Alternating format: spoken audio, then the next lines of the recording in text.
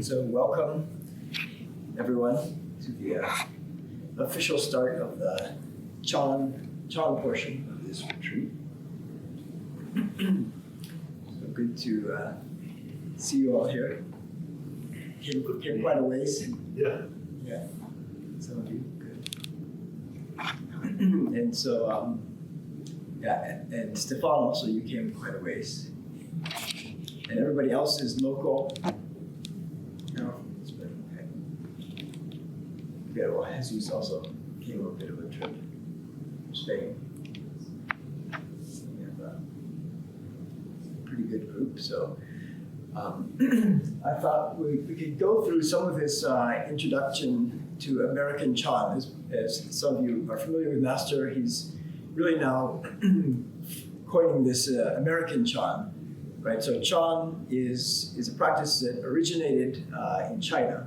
I mean, the Buddha's teaching came, from India, where the Buddha first started teaching, and then that was transmitted to China, became known as Chan, and now that has come to America in the 1960s with Great Master YongHua, and now it's Master's teaching is actually really considering it an American form of Chan. So it's still rooted in the Chinese teachings and the practice, but still more American expression, more adapted to and accessible to people from our culture and our mindset, our mentality.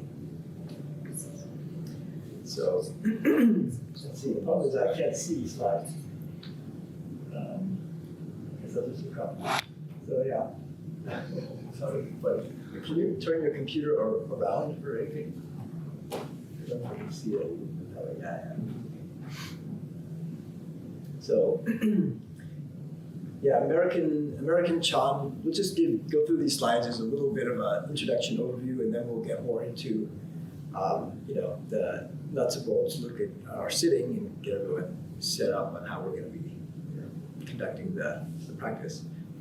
But as far as the overview, so American Chan, what makes it different? You can go to the next slide.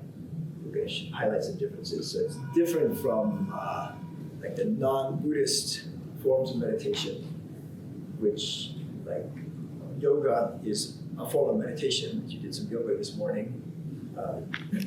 Tai Chi, transcendental meditation. These are the Taoist meditation. These are all forms of meditation, and they can help us in a lot of similar ways. But the Buddhist meditation is able to take us to higher levels, so we can get farther.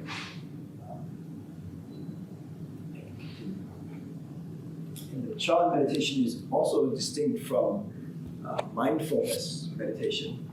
So mindfulness is a very common, popular form of meditation these days. It's even sort of integrated with kind of psychology movement, where they've done studies and found it helpful for dealing with mental issues. But it's a more shallow form of practice. It's rooted in some of the Hinayana teachings. So Buddhism has two main schools, Hinayana and Mahayana. Hinayana means like the smaller vehicle, Mahayana is the great vehicle. And so Chan is the core meditation practice of the Mahayana. And so Hinayana is also included within that, but it's sort of like a subset of the Mahayana. But the mindfulness practices are really they're stressed more in those Hinayana teachings, and they have certain features. In a lot of ways, they're kind of accessible. They're easy for people to relate to, and there's a lot of benefits to them. But again, the Chan that we're teaching you is just more intensive and more powerful methodology. I skipped some points on that other slide. The other aspect of mindfulness is that people tend to get carried away with this notion of being really mindful of like the sunset and your experiences, your sensory experience, which in some, they use that as a way to try to reduce the thinking, but also that's kind of a limited approach because it still gets us very tied up and caught up in the sensory experience. So in Chan, we're actually trying to detach from that. So yes, we can. The Zen, American or Japanese Zen, which is pretty popular like in America, and is also different from the Chan.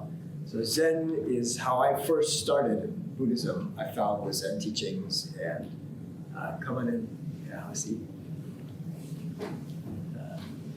So Zen, Zen is just the Japanese pronunciation of Chan. So it's the same character. In Japan, they pronounce Chan, they pronounce it as Zen. But the content of the teachings is somewhat different because some of these Japanese masters back in the past, they went over to China and they learned from the Chan masters. They brought that back to Japan and established, their Zen teachings. But from what I understand, really a lot of them didn't study that long in China. And anyways, the end result is that whatever they brought back, it was not the whole picture. So they didn't get the full set of the Chan teachings. So the Zen, even in Japan, is quite more limited. And then, when those teachings came over to America, they got watered down even further. So like the Japanese Zen that I encountered in America is, it still has certain similarities, but it's even more simplified and missing important parts of Chan. So it's a good start. It helps a lot of people, but if you want to go further, Chan teachings have a lot more depth. So definitely different differences there. And the Tibetan Buddhism is also another form of practice becoming very popular, but it's quite different from the Chan. They have sort of some different emphasis on the tantric practices. But in the Chan lineages, we also actually use tantric practices and mantras are part of our practice as well. But we'll find that actually they're even more powerful. Some of the mantras in the Chan tradition or the Mahayana tradition, from what Master teaches us, my understanding is they're more powerful than a lot of the practices. Continue there. And the Hinayana meditation I briefly mentioned, the small vehicle, the Thai forest tradition is a very strong tradition of meditation in the Hinayana lineage. So you see here, this is, I think, Ajahn Mon, one of the he really revived this Thai forest tradition, one of their big figures. And so they're very solid practice. They're much more profound teachings than the kind of like everyday mindfulness, the shallow level of mindfulness that's really popularized. Their mindfulness they go much deeper with it. And they can, if you follow their training programs, like in Thailand, they can get people to very high level, to Arhat level, which is like initial levels of enlightenment. So they have that technology, and it's really rigorous practice. They go into the jungle. But again, even the Mahayana practices are still they take us even farther than that. So we try to, we don't want to stop at that point because the Hinayana practices, they really focus on that arhatship level, that's sort of their end goal. Whereas the Buddha taught, and if you look at the Mahayana teachings, we can go even farther than that, learn to get to the levels of enlightenment, which are beyond all that Hinayana level. So this is kind of similar thing. Talking about Hinayana and Mahayana is the Mahayana is like this giant freeway, so we can just go a lot faster, carry more people. Hinayana practices will still take us there, but it's a smaller path. It's like a dirt road. still initially heading in the same direction, but again, the Mahayana will also go beyond the levels that the Hinayana can get to. Venerable, yes. What is meant by chew but not swallow, the last bullet point? It says chew but not swallow. Yeah, so I think Master prepared these slides. These slides are from a while ago, so that's probably his phrase. I'm not quite sure what he meant with that. It's like they get, they're working on the right thing. They're sort of chewing it, but not swallow means they don't fully digest it. They don't take it in. So they're. It's kind of like there's that other expression. They're barking up the right tree, right? They're in the right direction, but then they don't go far. Don't take it to the same depth. So they don't really internalize it. And yeah, I'm not exactly sure what Master meant by that comment. So something along those lines. Yeah. Yeah, this is an introduction that I think Master prepared, and we've used it at a few different occasions. Yeah, I can continue. So American Chan, as I already briefly mentioned, Master YongHua, who brought the Chan teachings to America in the 1960s, founded the City of 10,000 Buddhas, the Dharma Realm Buddhist Association, DRBA. And so this is the Chinese Orthodox Chan, the really, he's a patriarch of the Wei Yang Chinese Chan lineage. So he's officially certified as the correct teachings of the Chan school. And so that's why Master recommends we really look to the patriarchs as a correct source of information, what we can trust. So that is our starting point. Our Master YongHua is our master. He's also here, and he will be joining us for some of the lectures later. But so he initially left home under Master YongHua and studied at his monasteries. Master YongHua actually died shortly after our master left home and became a novice monk. So then, after that, he went on his own journey to try to just get at Master YongHua's teachings through his disciples, see what he could learn from them. So that's part of his journey. He really struggled to deal with the fact that he left home, and then shortly after his teacher just died on him. And so it was, from Master's stories, it was a very difficult path for him. He went through a lot, but now he's able to bring his experience and use that to teach all of us. Let's see what's on the next slide. Yeah, so Master's, a little bit more about Master, that his background is from before he became a monk for 10 years. I think he was working in the corporate world, so he has management experience. He understands the Western mentality and culture. So that's why he's able to digest these Chinese teachings, but then present them into a way that's more accessible, more relevant for us. So now it's really, well, we're branding it American Chan, because it's now quite different expression in a lot of ways. But again, the same core from the Chinese Chan teachings.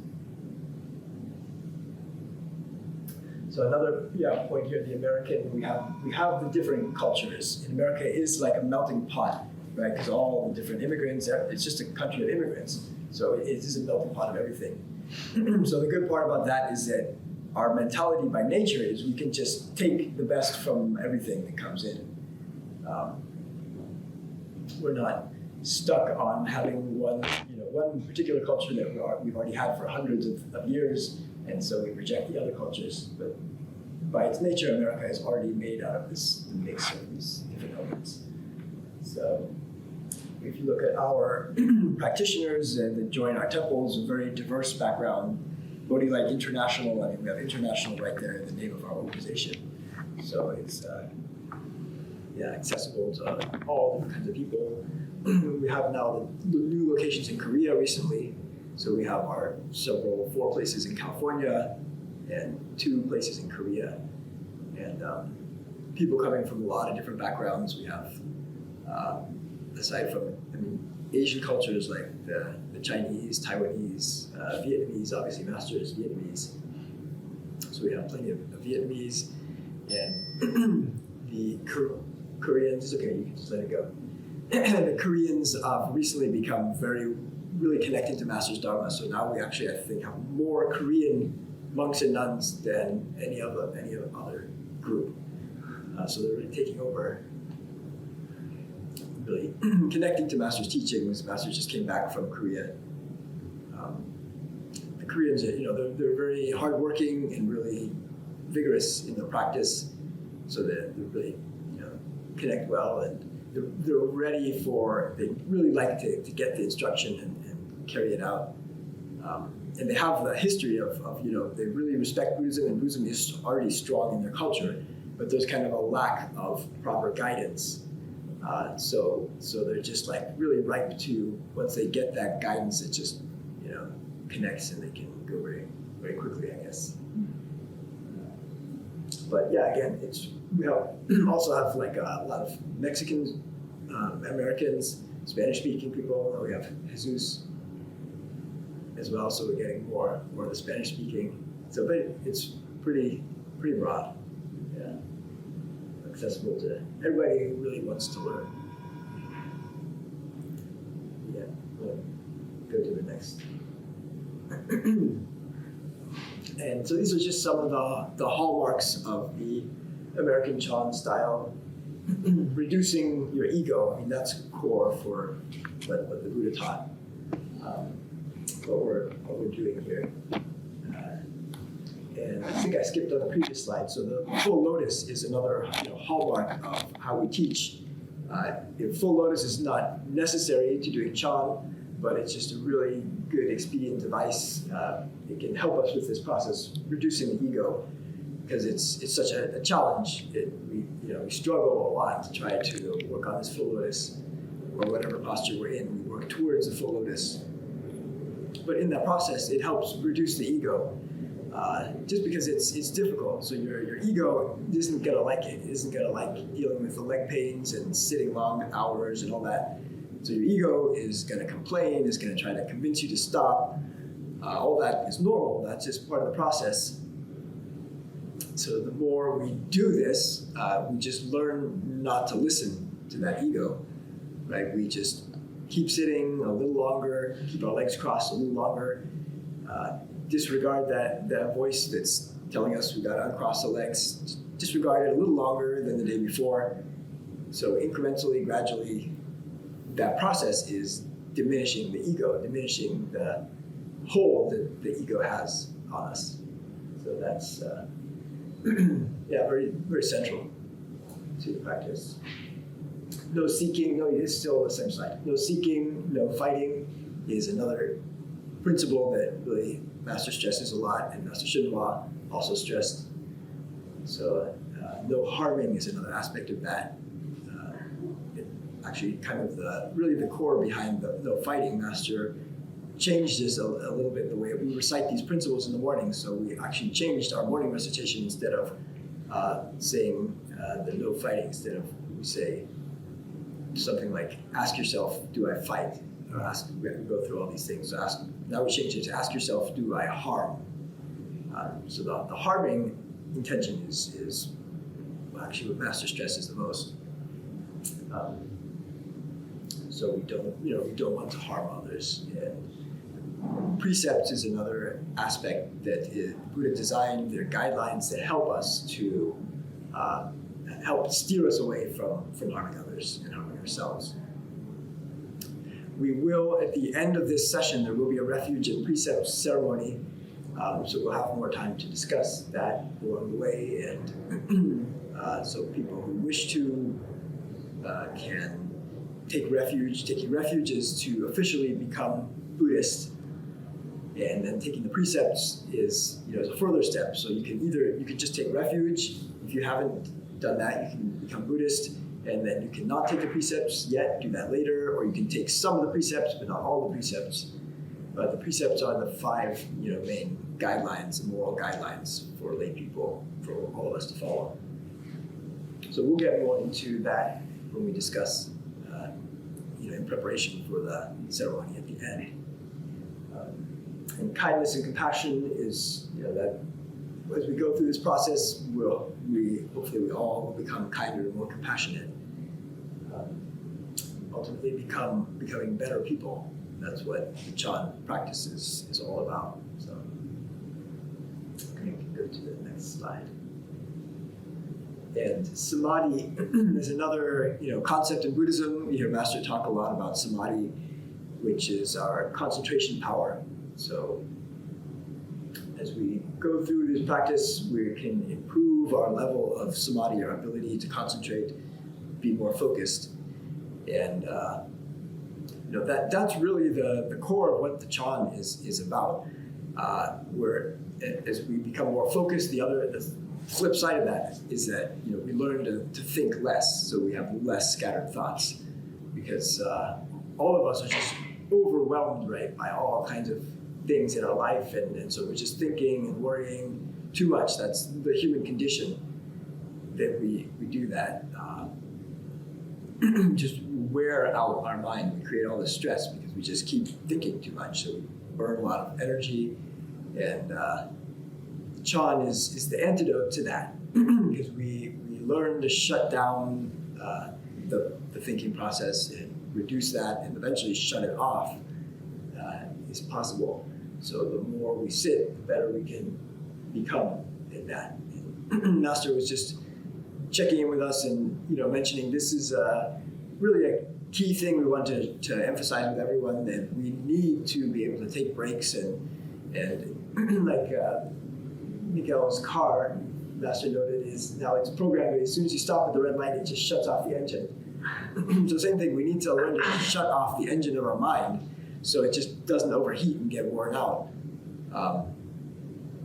So with Chan, that's what we're learning to do. That when we're burned out, when we're too stressed out, when we can't handle it, that's when we really need the Chan. We need to take time to sit and that will give our mind a break so we can recover better. Yeah, these are some central principles of why we're doing this. And then ultimately, as we do this, we improve, and then we get the skills to help others. It helps us initially, but as we improve, that naturally helps the people around us. And the more skilled we become, the more able we are to help others.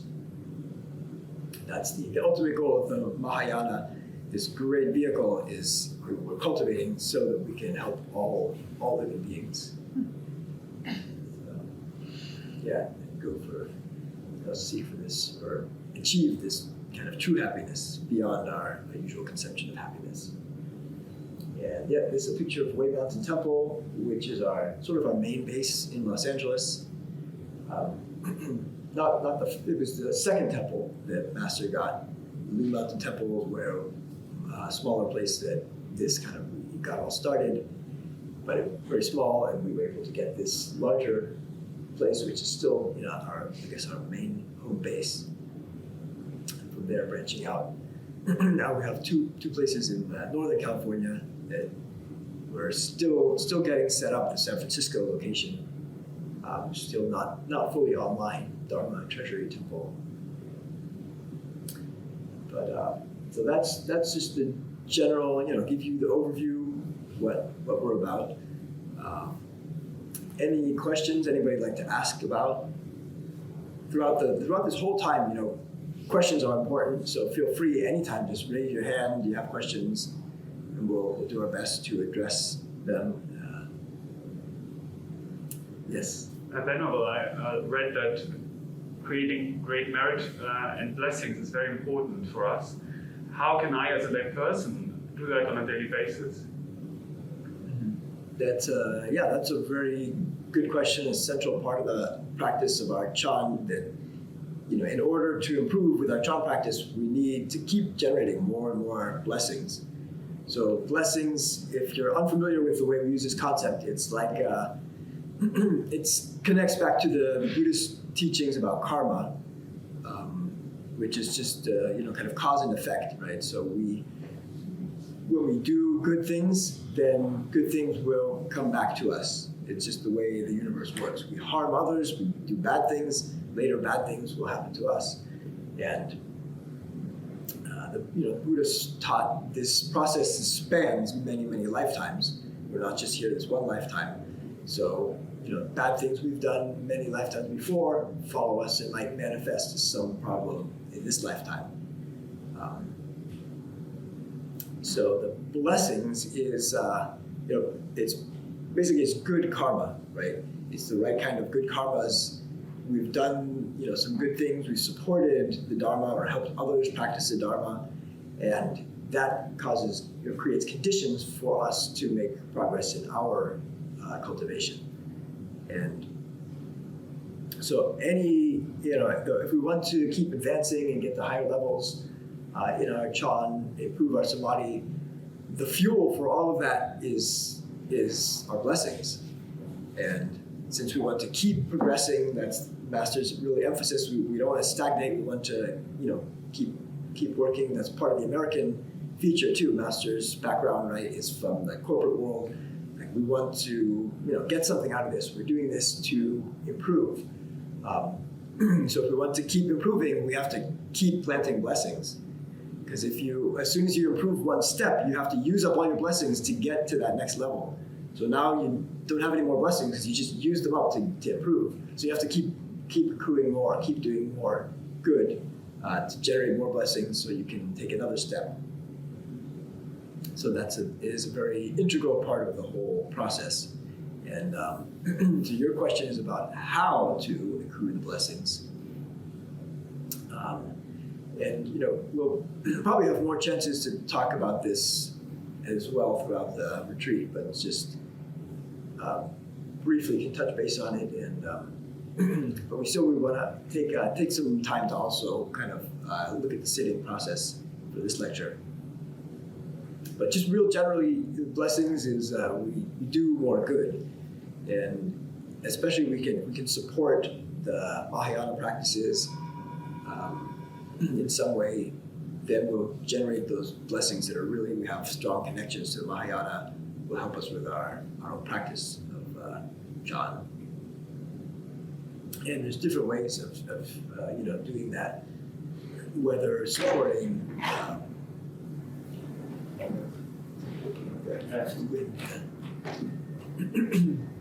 through giving, different forms of giving, whether giving your time, your energy, ways of supporting, or giving, making donations to the Triple Jewel. All those things are ways of generating blessings. And then the practices we do when we recite mantras, or when you practice Chan, when we do bowing, and all those things will generate more blessings for us as well. So basically, just participate, follow along, and it's part of the whole program. But yeah, we can probably touch base on that again later.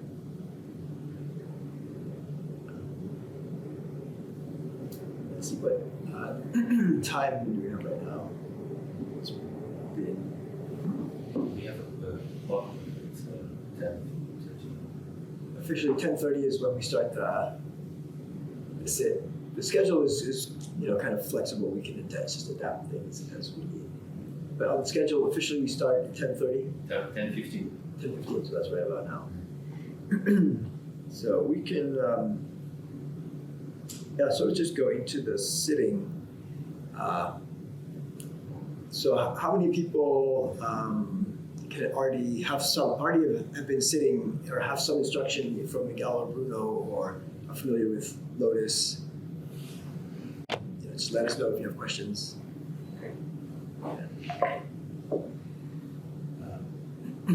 So if you're sitting in a chair, then you probably want to put like this cushion under your feet, maybe just so your feet aren't too cold. I mean, the wood floor is not bad, but yeah, still probably a good idea. And make sure your feet are in contact with the floor so they're not just hanging. Okay. You can add more layers of cushion if you need to, so your feet are sort of supported. Yeah. And then, yeah, covering your knees is a good idea. You don't want your knees to get cold. You don't want the cold to enter your knees when you're sitting. It is good to be a little bit cool, for your body to be cool. That will help you naturally. You'll use your meditation will help you heat up, help you so you don't get sleepy. But for the knees, yeah, the blanket is good. And so, with this kind of retreat, we'll be doing a lot, more sitting than normal, and it builds up, right? So, if you can sit for 1 hour in full lotus, but when you try to do that again and again and again, it's going to get harder and harder. So that's by design. That's part of the process. It's supposed to be challenging. So do your best, and but everybody just kind of have to gauge what they're able to, and you can always you stretch your legs out if you need to, but we'll encourage everybody just kind of whatever your limits are, whatever you think you can handle, try to push your limits incrementally a little bit at a time. And this sort of retreat, we're supposed to be kind of overwhelmed. It's supposed to be too much. So the one way of approaching is that you just kind of go do as much as you can until the point where you just can't handle it anymore, and it's just when you just collapse, then just collapse. Take a rest, take a break, or take a nap or something, and then come back and try again. So just go all out, do your best, and then we all have some limit. When we get to the point where we just can't handle it, then we need to just take a little break. And today we don't have access to the other room, but tomorrow we'll set it up. So the other room will be kind of like a more relaxed beginners area. So here we'll keep it a little more formal, and then if you want to go up there, you can talk more or just have a little more. You can still keep sitting, but a little more relaxed atmosphere, or you can do more walking or yoga or stretching or whatnot up there. So we'll have that as an option, so that if you can't handle just too much sitting down here, then you can go up there for a little change and lighter approach, and then come back here again. Yeah. So any other questions before we can kind of transition into the sit? Officially, we're in the sitting time, so we can kind of just switch into that. We'll have more. We're following the walking a lot more closely than like Wei Mountain Temple. Mm-hmm. We're thinking it would be a good idea to add the extra single hit that tells people now it's the end of walking, go back to your seat. Sure. We should do that a couple minutes before the actual start of the sit. Right. Mm-hmm. And then, so that just automatically I'll try to do that at the end. I have the file of a single hit, so I can send that to you. I have all the files. Just need some time to set up. Yeah, I have to set up. So somewhere today, I'll do some along the way. And then I don't know if you Europeans like it or not, but the Chinese, before they stop, they would say run, and they run for a little bit. Like they run around, they run real fast, for about 3 times around this thing here. And then the last hit is the single hit is when they stop. Should we try that? Give it a try here. So they look heavy to me. The Chinese are thinner. I would like it. Huh? Yeah, too. Okay. Yeah, the running is fun. Okay. Yeah. Try that. Why not? See if it works. So then we have 2 hits. One to indicate start running and another one to indicate stop. Yeah, actually it's a manual control because you need to watch it. You need to watch people, make sure they walk, they run about, not too long. Okay. And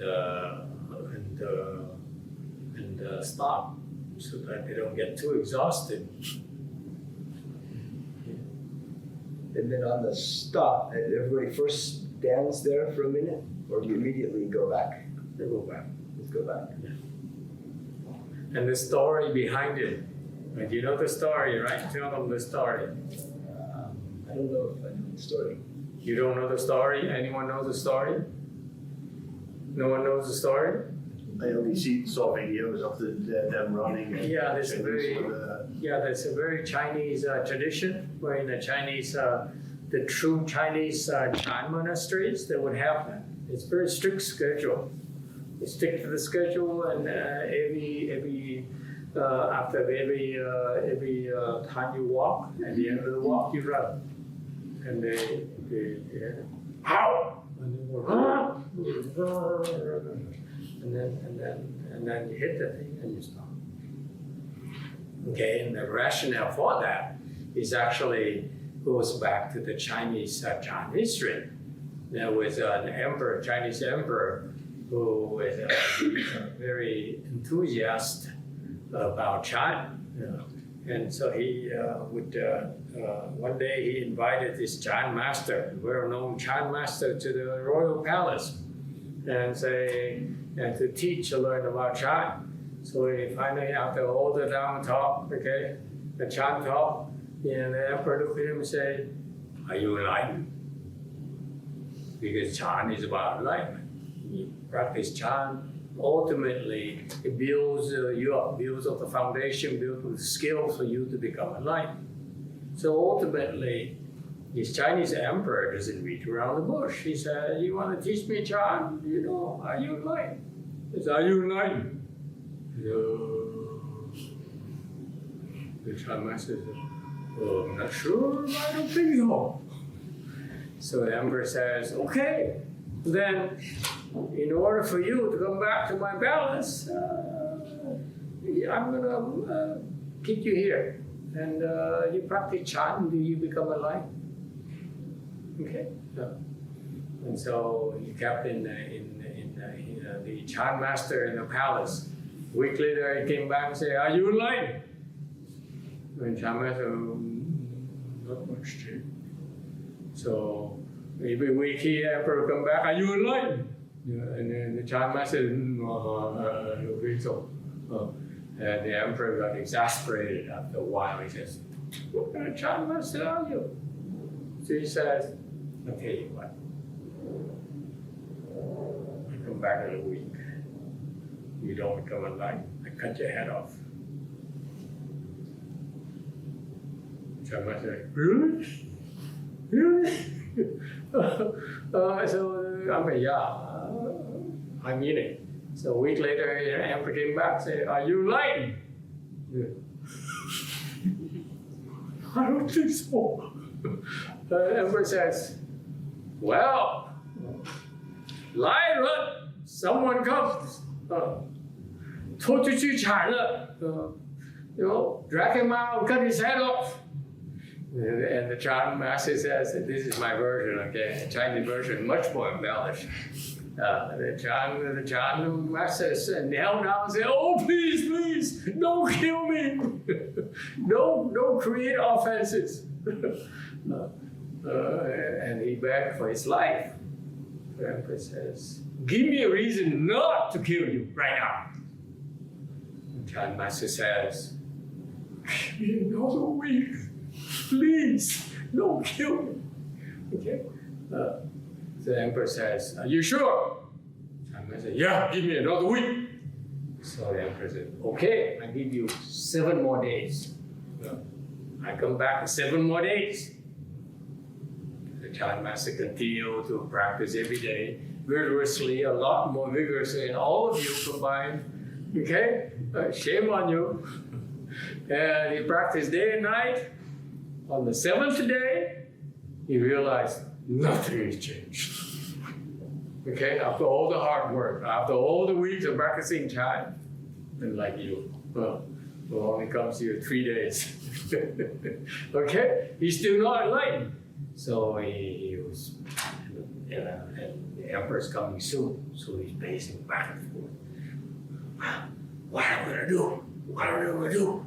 What am I gonna do? So as he is pacing back and forth, he getting so desperate, he started to walk faster and faster and faster and faster and faster. That's all he can think of is one single minded, so he walked faster and faster and faster. And then he started running without knowing it. And he ran, he heard the emperor coming. The footsteps of the emperor and the entourage, of course, boom, boom, boom, boom, boom. He would panic, and he would panic, and he hit his head and ran into the wall. And he became blind.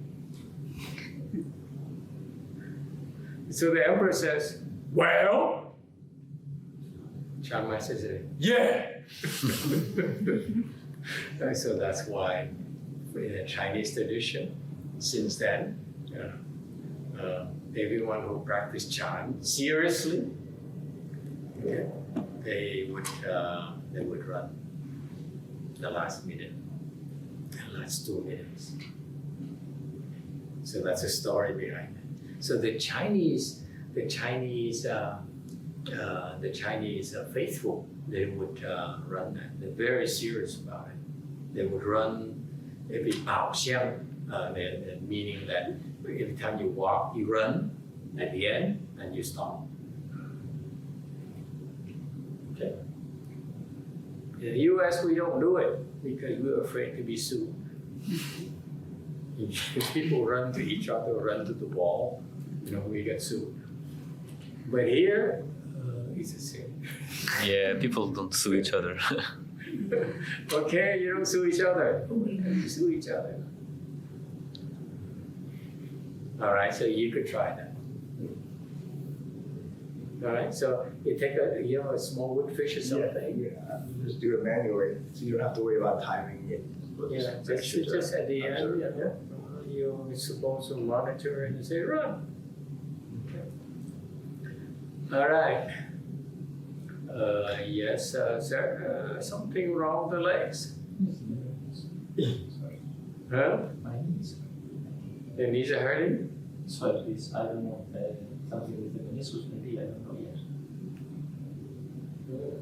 Okay. But it's getting better.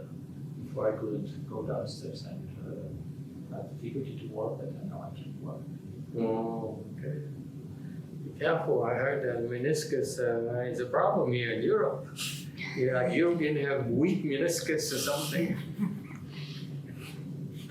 Don't overdo it. Okay, you rest. The only thing you need to worry about is if the pain becomes burning sensation, then you stop. Okay, don't overdo it. It's not worth it. Okay, but other than that, it's supposed to hurt. But be careful. Don't overdo it.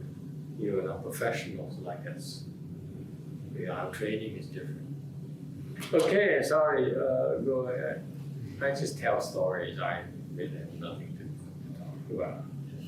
Thank you, Master. This section is for telling stories and also for everybody to share as well.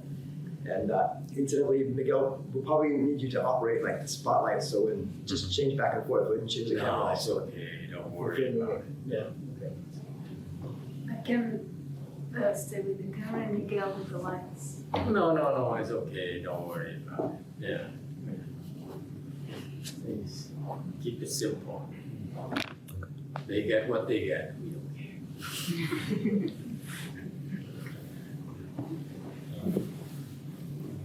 But yeah, so for this discussion section, we'll have I guess we'll just go around and let everybody talk a little bit, briefly about where they came from or how much meditation experience they have, what kind of practice they're doing.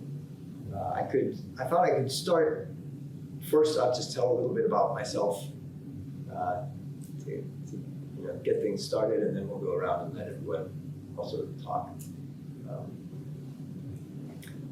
I could thinking to maybe just share the story of when I met Master as my starting point here. So that was, I guess it was around 2009. I was at a monastery, or not, a temple called the Xilai Temple. It's the biggest temple in, I think in North America, very large Buddhist temple. And I went to the cafeteria to get lunch.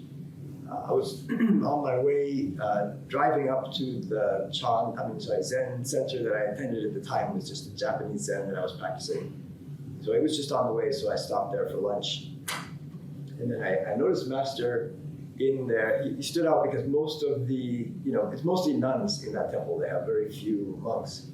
So I was curious why they had there was a monk.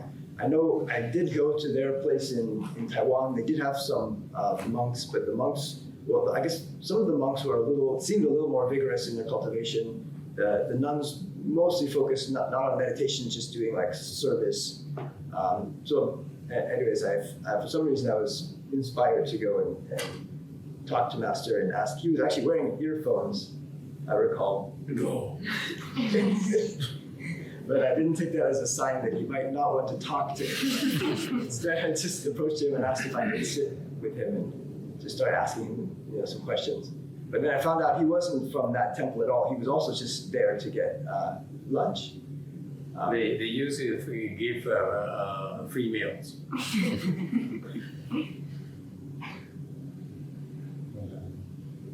So Master started asking me some, questions, a little bit about my background, and I guess found out that I had been meditating for almost 10 years and that I could sit in full lotus for an hour already. And then he was sort of shocked. He said, "How could you can sit that much? You've been cultivating for 10 years, but your samadhi level is 0. How could that be?" And so that was, one of the first things he said to me. And at the time, I was really struggling in my life at that particular point. But I was also intrigued because nobody had ever looked at me and said, been able to say anything about what my samadhi level was just from talking to me. But so I asked some questions, but I found out Master told me that he had a class. I think I asked if he could help me improve, and he said, "Well, you can try to join my class on the weekends." So that was my first experience, and then I started going to join some of the lectures in that area where Master was teaching.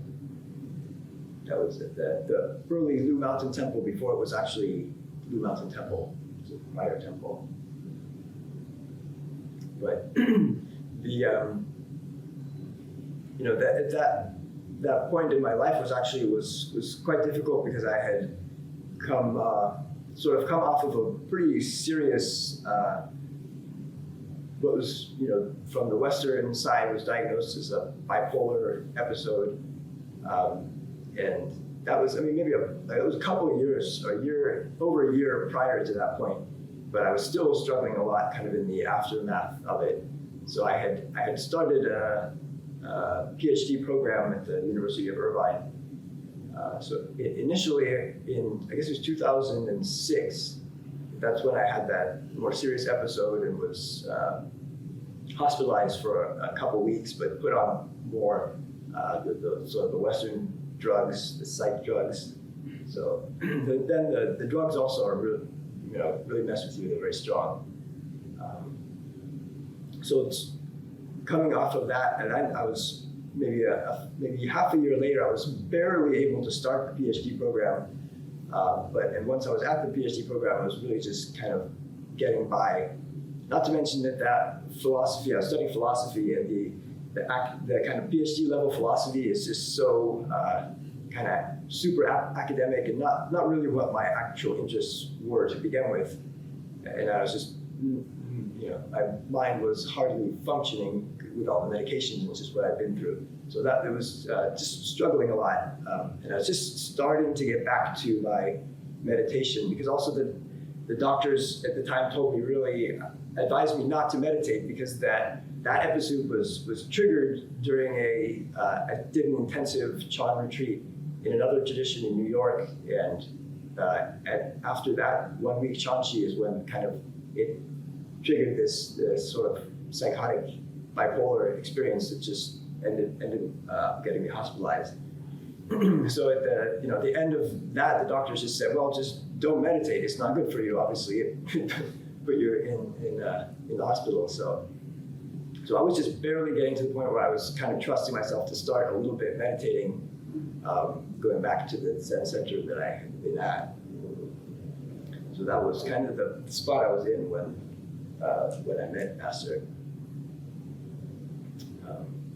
And then, so just not to get too long, but after starting to cultivate with Master I just attended lectures for a few months, but started reciting, I think I was reciting Guan Yin's name as my meditation topic. And so from there, I actually started to improve. And even though shortly after those 3 months, I actually did decide to quit the PhD program and I just got a master's and stopped, and wanted to start to get back to the meditation. And at the time, Master didn't have really a place. The Blue Mountain Temple was not yet given to Master, so there was no training, permanent training location.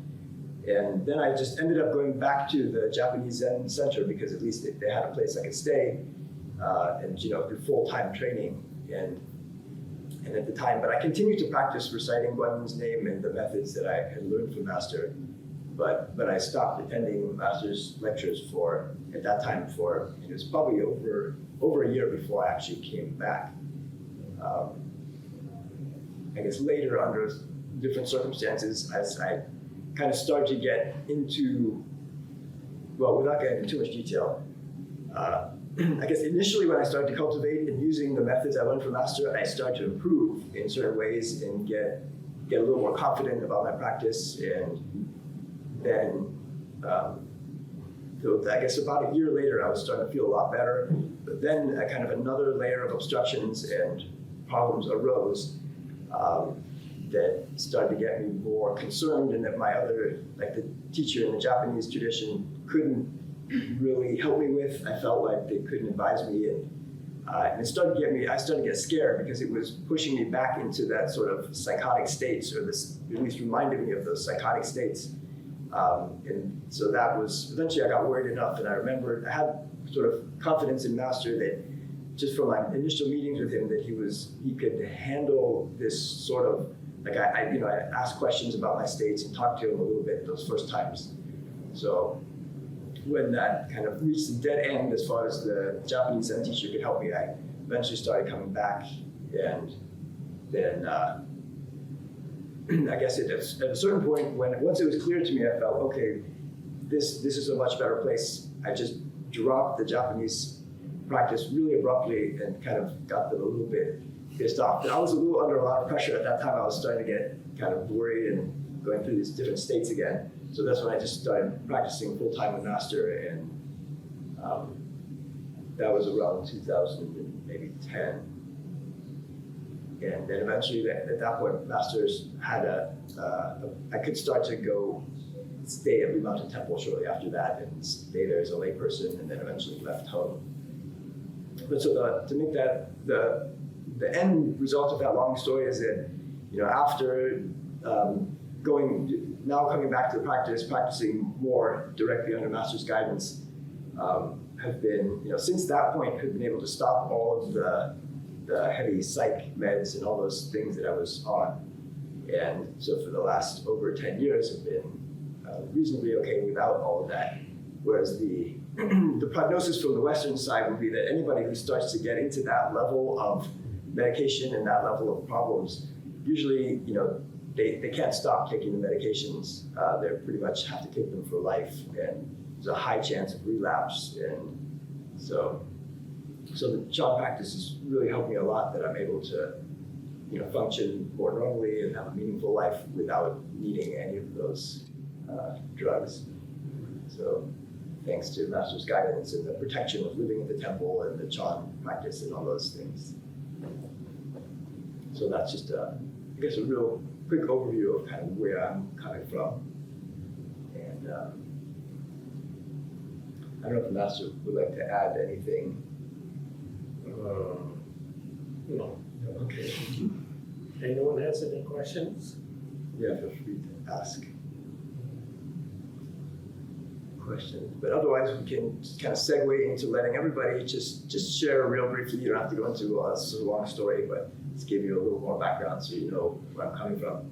But you can just real briefly maybe tell us about how long you've meditated or what kind of practice you did, and what makes you interested in meditation, either what benefits you've already received from meditation or what you hope to get out of meditation, kind of anything, you know, brief you'd like to share, that we can get a sense for where everybody's coming from. So maybe, Abel, you'd like to start, you just kind of work our way around. Yeah. Well, I meditate few years, but on and off, not always as intense as for a retreat.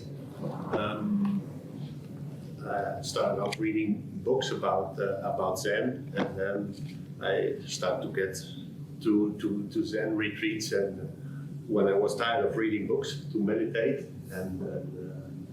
and I noticed the meditation helps me in my daily life.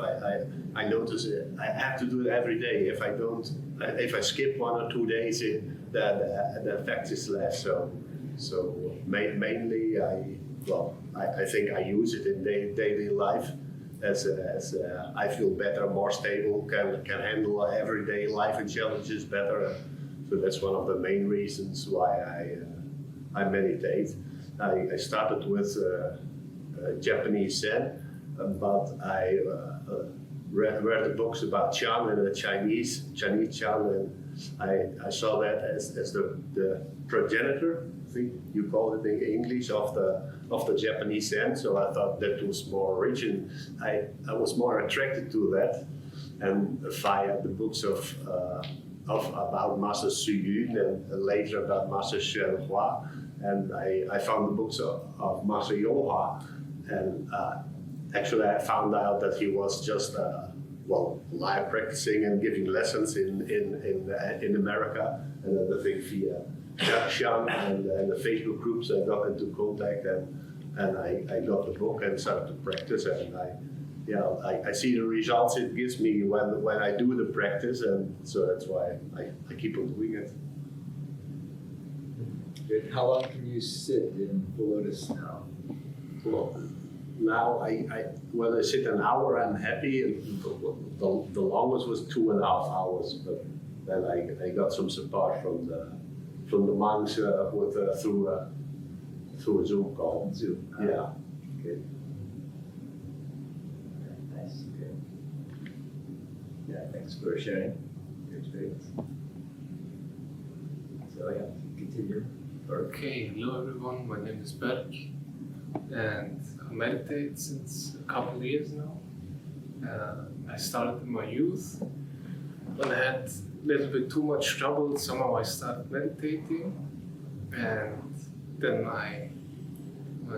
We don't have to film people because, it's okay, we don't have to film the participants. Okay. Just pick up the audio maybe, but I really don't know how to maneuver this. It's not my camera. yeah, just leave it pointing on. Okay, but if anyone wants to not to show, we can always cut it at the end. Just tell us and we'll cut it. If you don't want to, I'll keep pointing to Venerável. It's just for documentation for our purposes. But if you don't want your sound to appear on the video, just tell us and we remove it. Yeah, then I listened to videos from instructional talks from Master YongHua, and so I wanted to become enlightened. Tried hard at home next to my parents, I think for a year or two maybe, I don't remember exactly. Then I went to live normal too, like went to school, things like that. So after having my own business for a couple of years, doing sales, I decided to stop it at some point, and now I feel I try to come back again to have the goal of becoming enlightened and working in a normal job right now. So that's a little bit of my story. How did you end up at Plum Village? Oh yeah, I left Germany, and actually I wanted to become a monk, so I started traveling first to Brazil because I didn't have enough money, so I was just going like stop by stop, and yeah, then it was time to go to the US because I just got my passport back. I had to renew it, and it was the only possible retreat I found at the time because it was like COVID, like very few seminars. So I went there. Oh, actually, Deer Park, right? Yes. Deer Park. Yeah, San Diego. Yeah, welcome.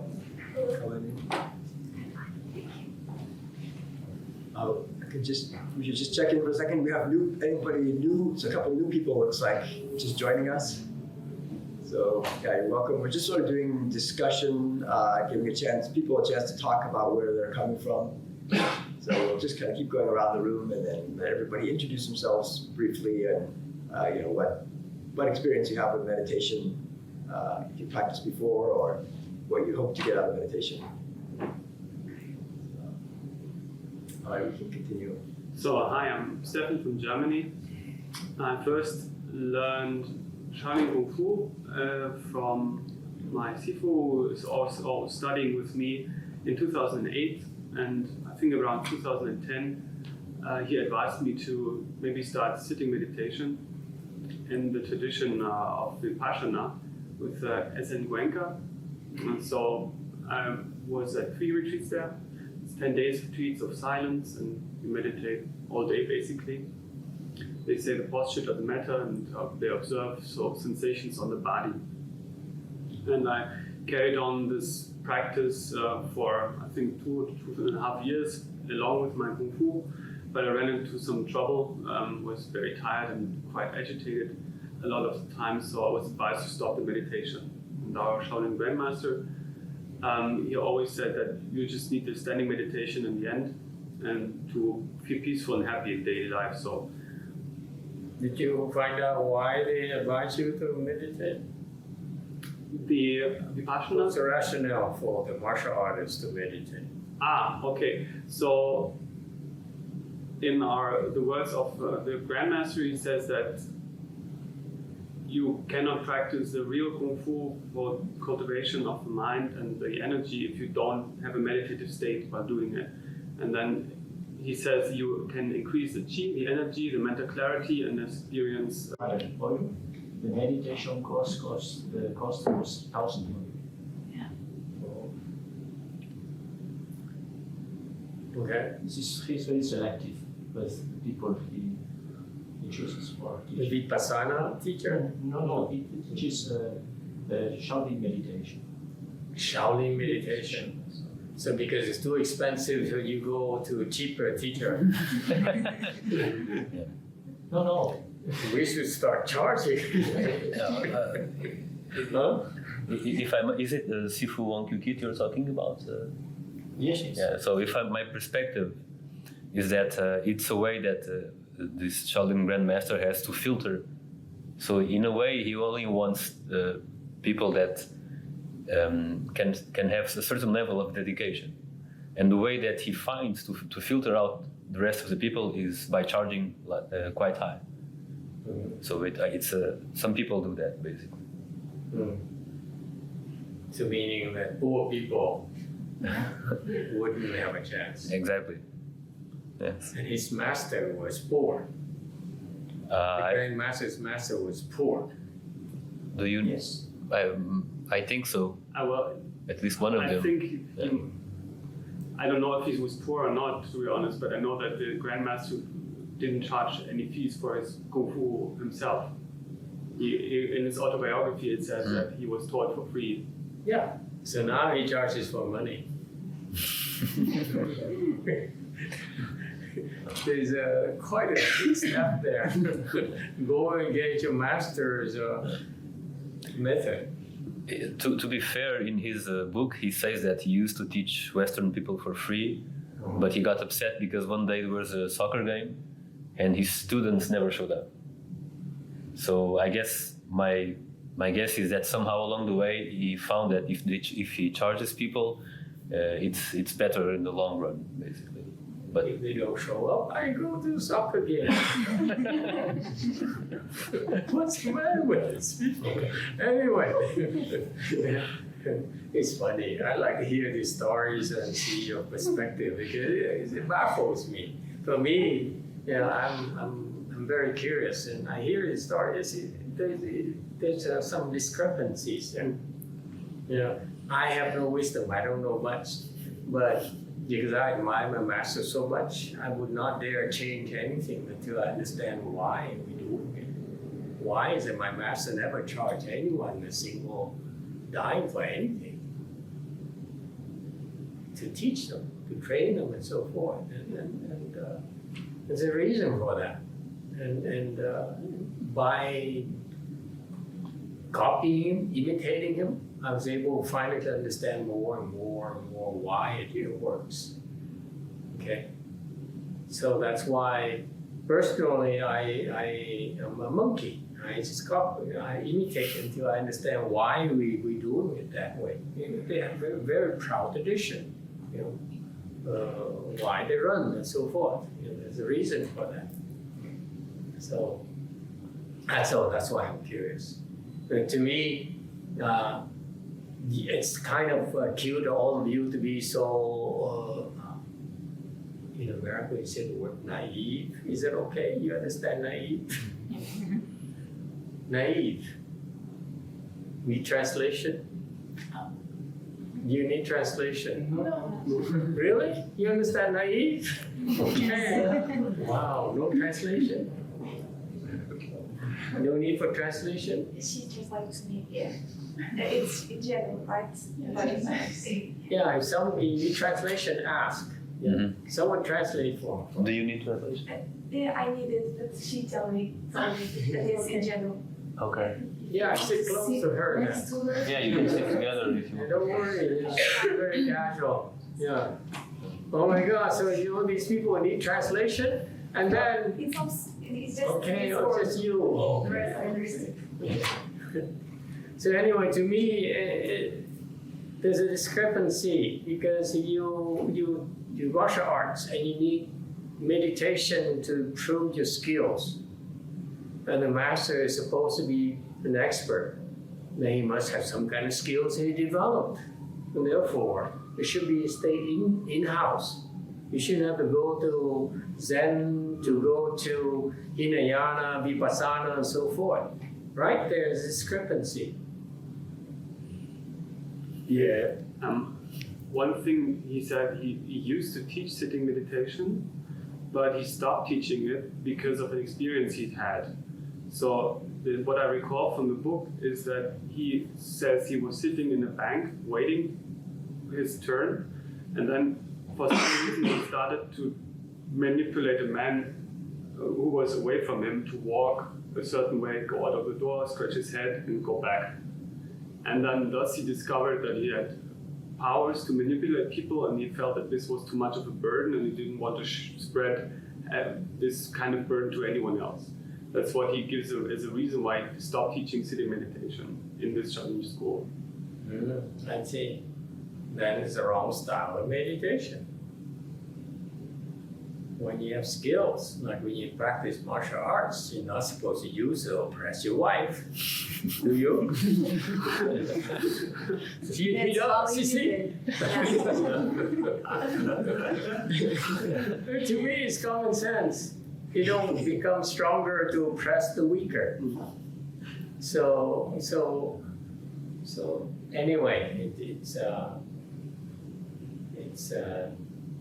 to me, the discrepancies that make me worried. Whereas my masters, Master YongHua, you folks read, you're curious about a person who accomplished Chan, understand Chan, who is a great teacher, learn about him. He's fantastic. The whole thing, his life story is so consistent. Okay, of a great man. That's what they do. They have principles. They don't violate those principles, so forth. Okay, and it's all he knows. He's also a great martial artist as well. Because in Chan, for a person his skill level is so fast that it's beyond physical thing, beyond Qi. Okay. Yes, the master is right. It's mental, but it's not something that they use in our world. They use in a different world because it's not meant to be used here. Okay. Anyway, sorry. Okay, so I stopped the Vipassana sitting meditation and felt okay in my daily life until I became a father, because then I started to discover, oh wow, I'm very angry, I'm very greedy, I'm really stupid, and now this little small baby is pushing a lot of buttons for me. So I actually prayed to Guan Yin to help me and guide me to become a better person, because I was reminding myself of my own father too much. And how did you become more greedy, more stupid by having babies? That sounds scary to you. I'm scared now. I'm glad I'm a book. My current perspective is that I'm actually confronted by things that my own father might have been, what he might have been like with me. So I was like, whenever the baby's screaming, I wanted to stop because I was just watching this interesting video.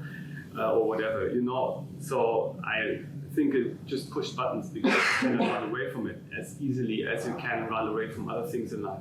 So it's from your parents? Well, that's the Western way of looking at it. I think it's for myself actually, but anyway, it reminds me of my father. I see. And then through Guan Yin's help, I believe I found books by Venerable Great Master YongHua, and I started reading them. And I also watched some videos from the DRPA, and somehow I felt it was interesting, but it didn't connect quite as well. And then through a post Miguel did in our Shaolin Wanam forum, I found Master and took a look at videos and stuff. And first I was like, oh, very this is a cult. No, that's what everyone's first impression. He's a cult. No, my first impression was actually, oh, he's so intense. He's not so, you know, like other meditation teachers, sometimes a smiley, happy, you're all special, beautiful, boom, punch, okay. At first I was kind of repelled, but then it kept on coming back. Repelled? No, sorry, yeah. Repulsed. Repulsed. Repulsed, I think. What does repelled mean then? Repel is like push back. Repulse is turn off. Yes, I was turned off at first, to be honest. But then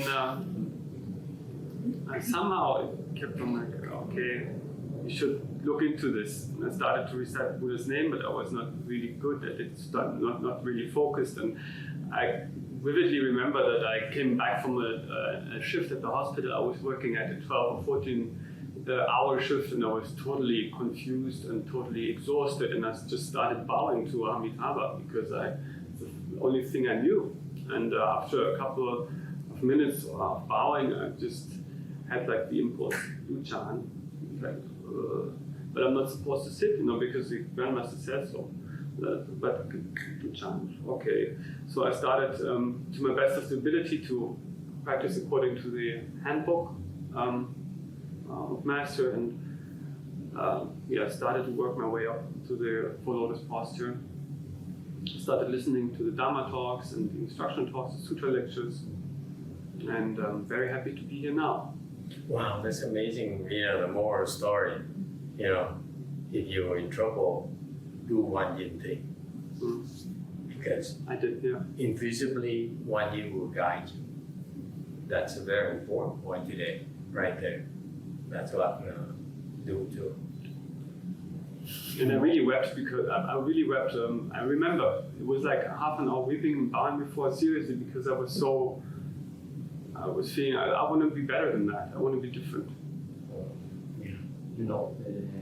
This Shaolin Kung Fu school, the Bodhisattva that protects this school is one. Can you speak a little louder? So Yes. that they can- The Bodhisattva that is protective from of this Kung Fu school, the Shaolin Wan school, is YongHua Bodhisattva. They worship him, she, her as like the protector Bodhisattva from the school. I see. So that's why you. Yeah, that's why learned I did it. YongHua. Yeah, That's your YongHua connection. absolutely. Yeah. Oh, cool. You should have learned that. You know, when you're in trouble, call the YongHua. When you need help, call the YongHua. And when you're in your worst times, call YongHua. You get help. Serious. Okay, at least we learned something important today. Thank you for sharing your story. Hi, I think I'm gonna be brief. I don't have much to say, but I started meditating. What is your name? Isabella. Isabella. Yeah, Isabella. I started meditating more or less a year ago, and more to like last summer. I was, even though I was just exploring, like I didn't have lessons or anyone to teach me. I was just trying to learn because I saw, and in the summer, I was enjoying it a lot, and I was doing it like I really wanted to do it, and I really felt some effects in my daily life that I was able to deal with things in another way, and how it really just has to see with the perspective that you have in life, and how you can really just pass through things without being that sad or being that dramatic about them. And now I'm still just exploring, but I would like to find a way to do it in a better way, or to feel more the effects of it, or yeah, I think it's more or less that. I don't have much more to say. Great, thank you. Okay, hi. I think I'm going to be brief as well. I'm Mateo, and I started meditating 1 year ago, I think as well. And I started because I was in a bad mental state. And I went to the psychologist, and she told me just to breathe like 5 minutes in the morning and 5 minutes in the night. Just breathe, just sit and breathe. And it did me very well. But 2 months later, I felt I needed more, so I started to investigate a little bit about meditation. Didn't you ask your psychologist, your therapist? No, because it ended because it was in school and I had school, so I didn't have a psychologist. So I just starting to try to meditate, and now I'm understanding it's a lot more than what the internet appears to be. But I don't have, or I don't know much people who meditate in a more profound way, and to have a different perspective of life, and not just feel less anxiety or feel less. It's just they meditate to have this, so this is their objective, not the consequences of meditation. So this is my first retreat, and I'm hoping, I don't know, to aprofundar, Deepen. to deepen my perspective of meditation more generally in life. For the two of you, have you been to any of Miguel and Bruno's sessions, or is this your first time joining this group at all? This is my first time.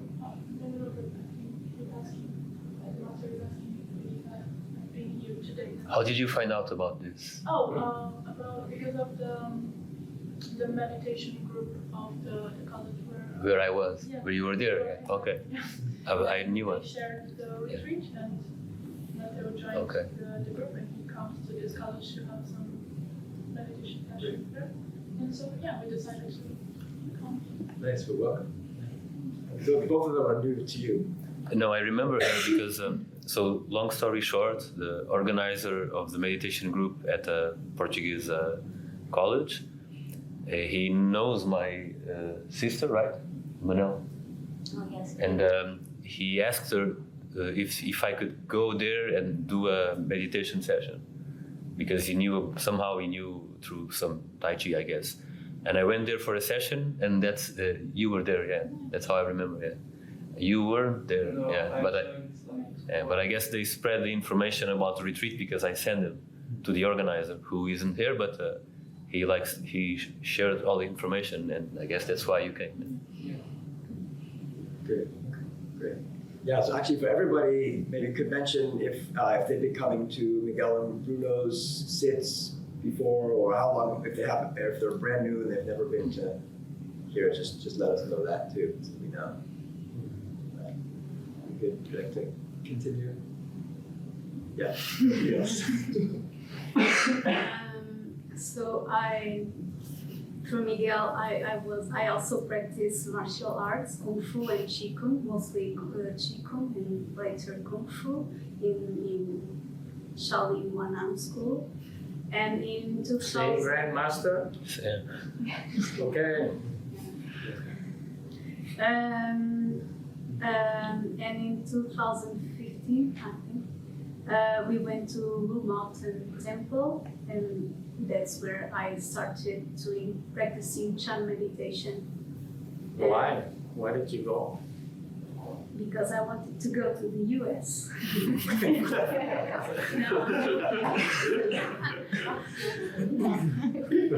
Well, I had finished my PhD.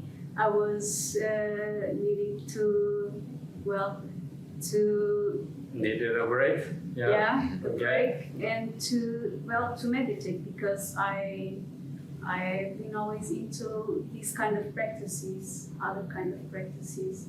So I had a really great experience at Blue Mountain Temple. It was like an immersive experience.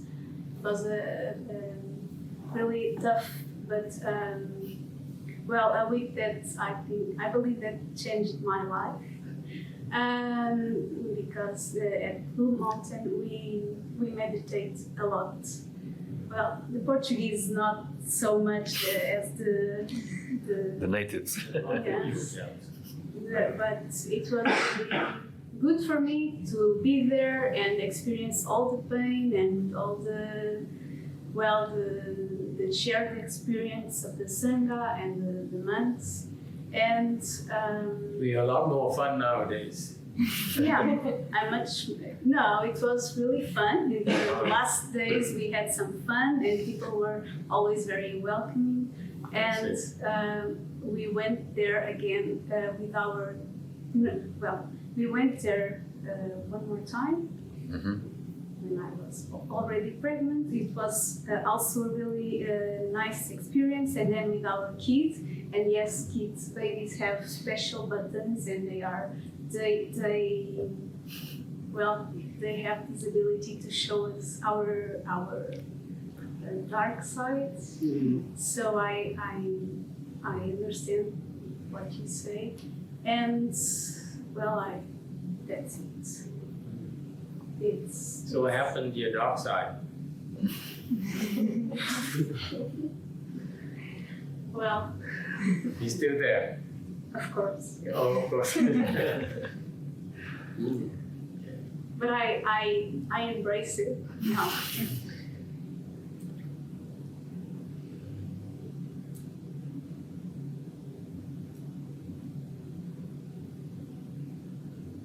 Yes, so Chan meditation gave me more focus, I believe I'm a calmer person and a stronger person. I think that's what Chan meditation gave me. And master, of course. Thank you. Just real brief for people that are new, we encourage you, this is also meditation, so do your best to cross your legs. That's part of, some of you haven't maybe heard any introduction, but keeping your legs crossed and enduring the discomfort and pain from the leg crossing is part of the process. So continue to practice that, and we'll give you more details as we go. But definitely. Our style is that we help you confront, face the leg pains, because the will has. I can't tell the difference. Basics or advanced is the same thing to me. Okay.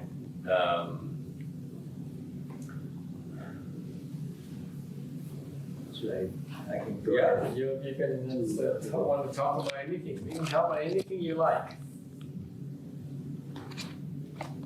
Yeah, so I guess that can be part of the warm-up act. I can just go over some of the sitting posture for the who are about to. Okay.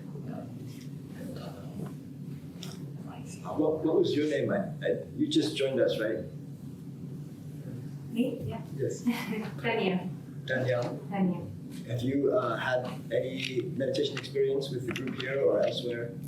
With this group, it's the first time. With my friend usually at Wednesday, we used to meditate. Yeah. So you've had some instruction in the sitting? Yes. Okay, that's good. Good. Welcome. Thank you. Why do people go for meditation here? What are your choices? You have Tibetan meditation, I'm pretty sure. We have some, as far as I know, we have a couple of mindfulness teachers and a couple of temples, but there's a Thai forest tradition temple. I think they give, Susanna is familiar with them, they give classes regularly, right?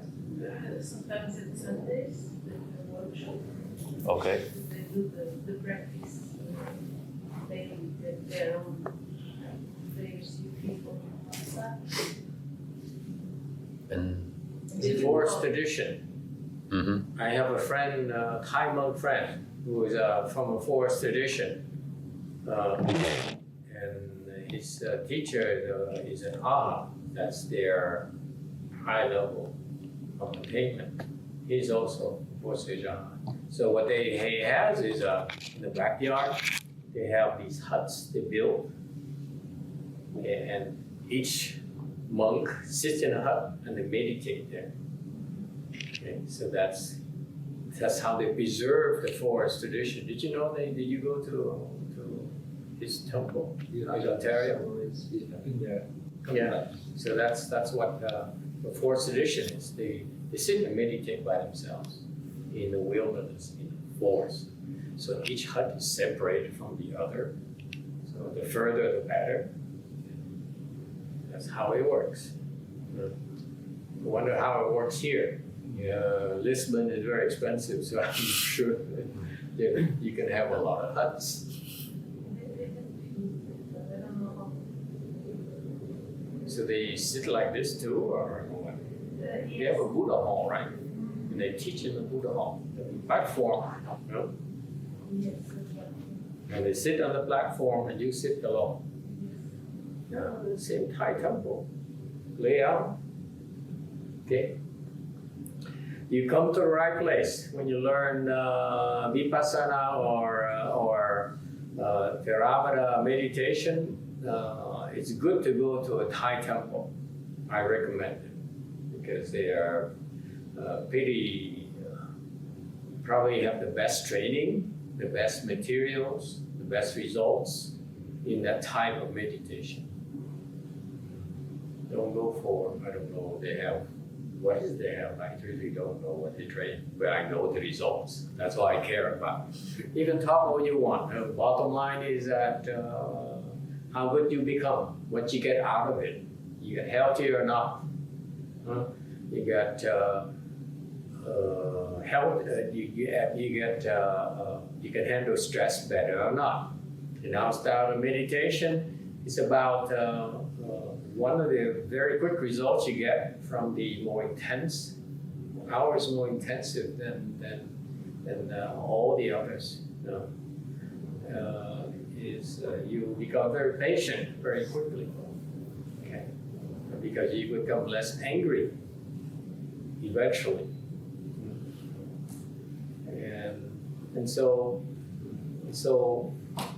I don't pay a whole lot of attention to their techniques, but I do know that they produce very good results for the monks and nuns. I look at them first. I look at the teachers first, see who they are, where they are, what they can do.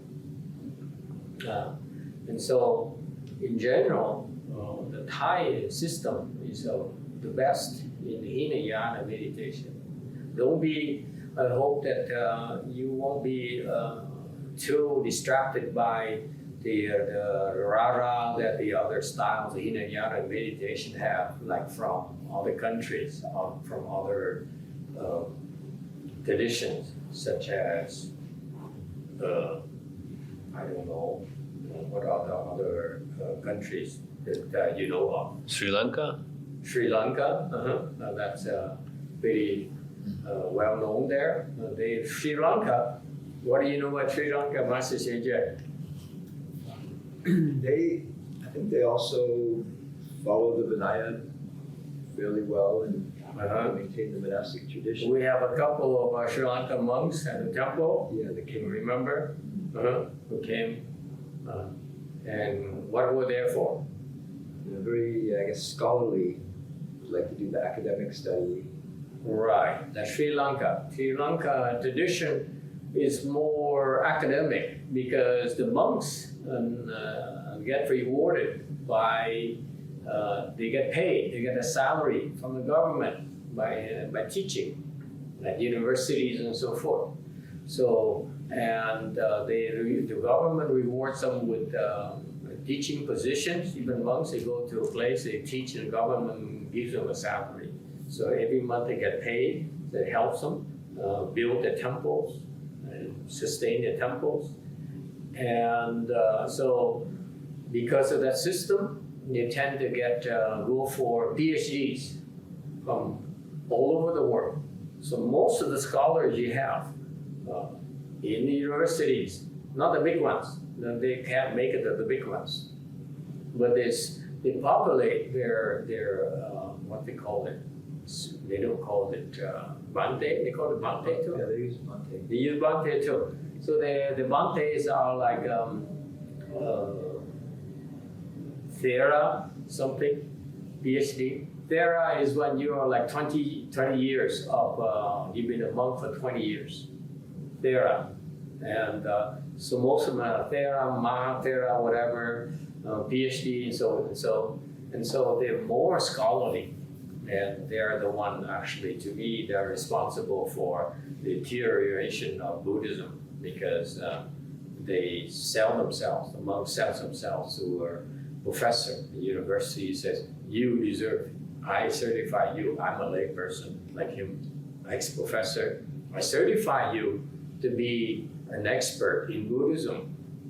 And in Buddhism, in Chan meditation, in any sort of Buddhism practices, the lay people cannot have the skills of the monks.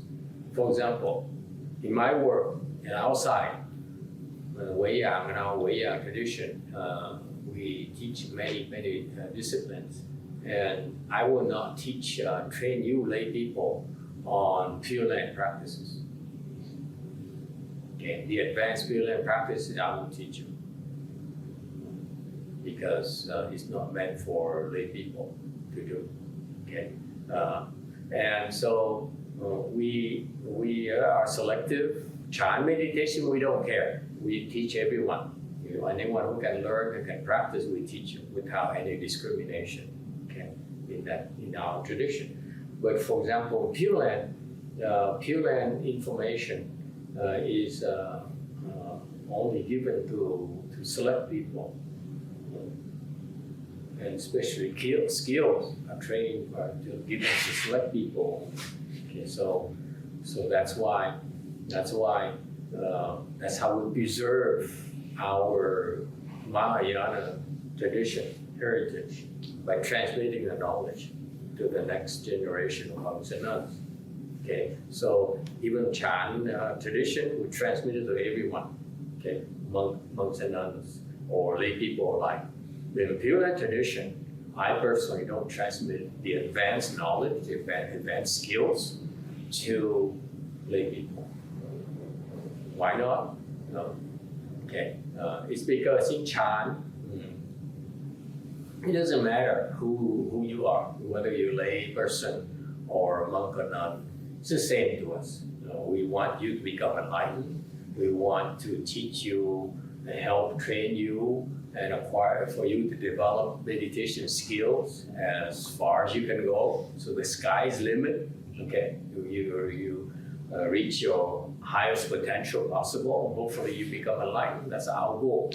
And enlightenment can be lower level enlightenment to high level enlightenment. We don't care. Okay.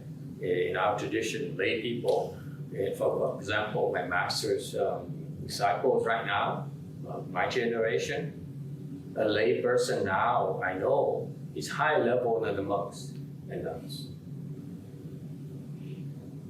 Okay, so in our Chan tradition, we don't care. Okay, because even though he's higher, he's not teaching. Okay, he's still us who are teaching because we know more than he does.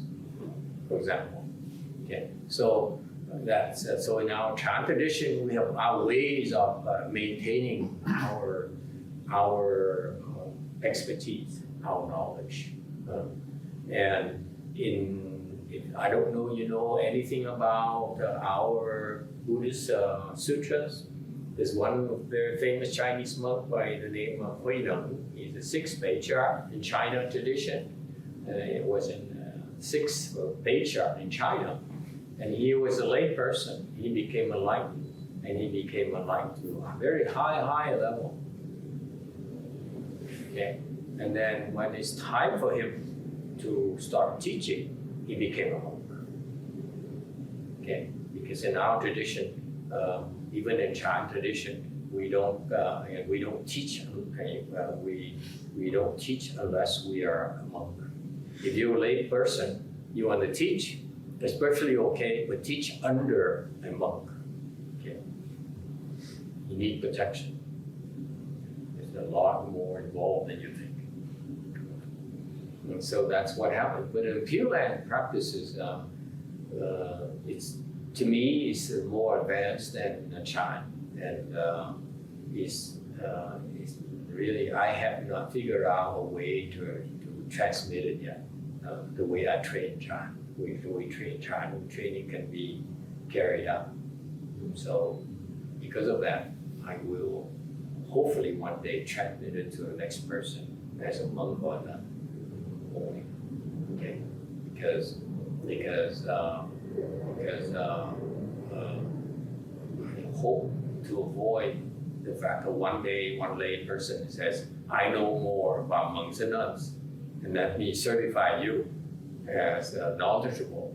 And it's not going to happen because of me. Okay, so that's why I don't think much about the monks and nuns who, personally, I disapprove of the monks and nuns who go for PhDs, because I don't need anyone to tell me I'm an expert, especially you, layperson, to tell me I'm an expert in Buddhism. Buddhism is my life. It's not yours. Okay?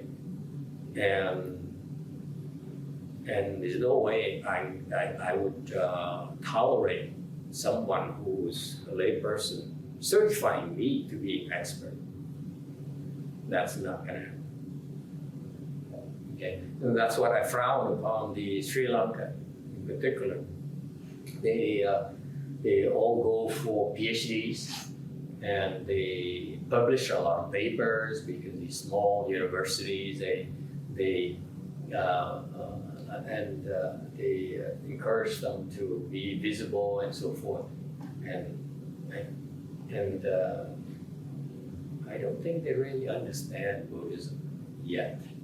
Okay? Because if you understand Buddhism, you really understand Buddhism, you really understand Chan, you would not need a lay person to certify you that you're an expert. There's something off there to me, really. Okay, so the Sri Lankan tradition, I don't think much about it, frankly. Okay, that Buddhism is weird. And the other traditions, they all have to go, the Vietnamese, and so they all have to go to Thailand for meditation training. The Thai is the best. You went to a good place. Okay, keep it up. That's what we do. We encourage you to go to good places to learn meditation. Okay, and that we know of.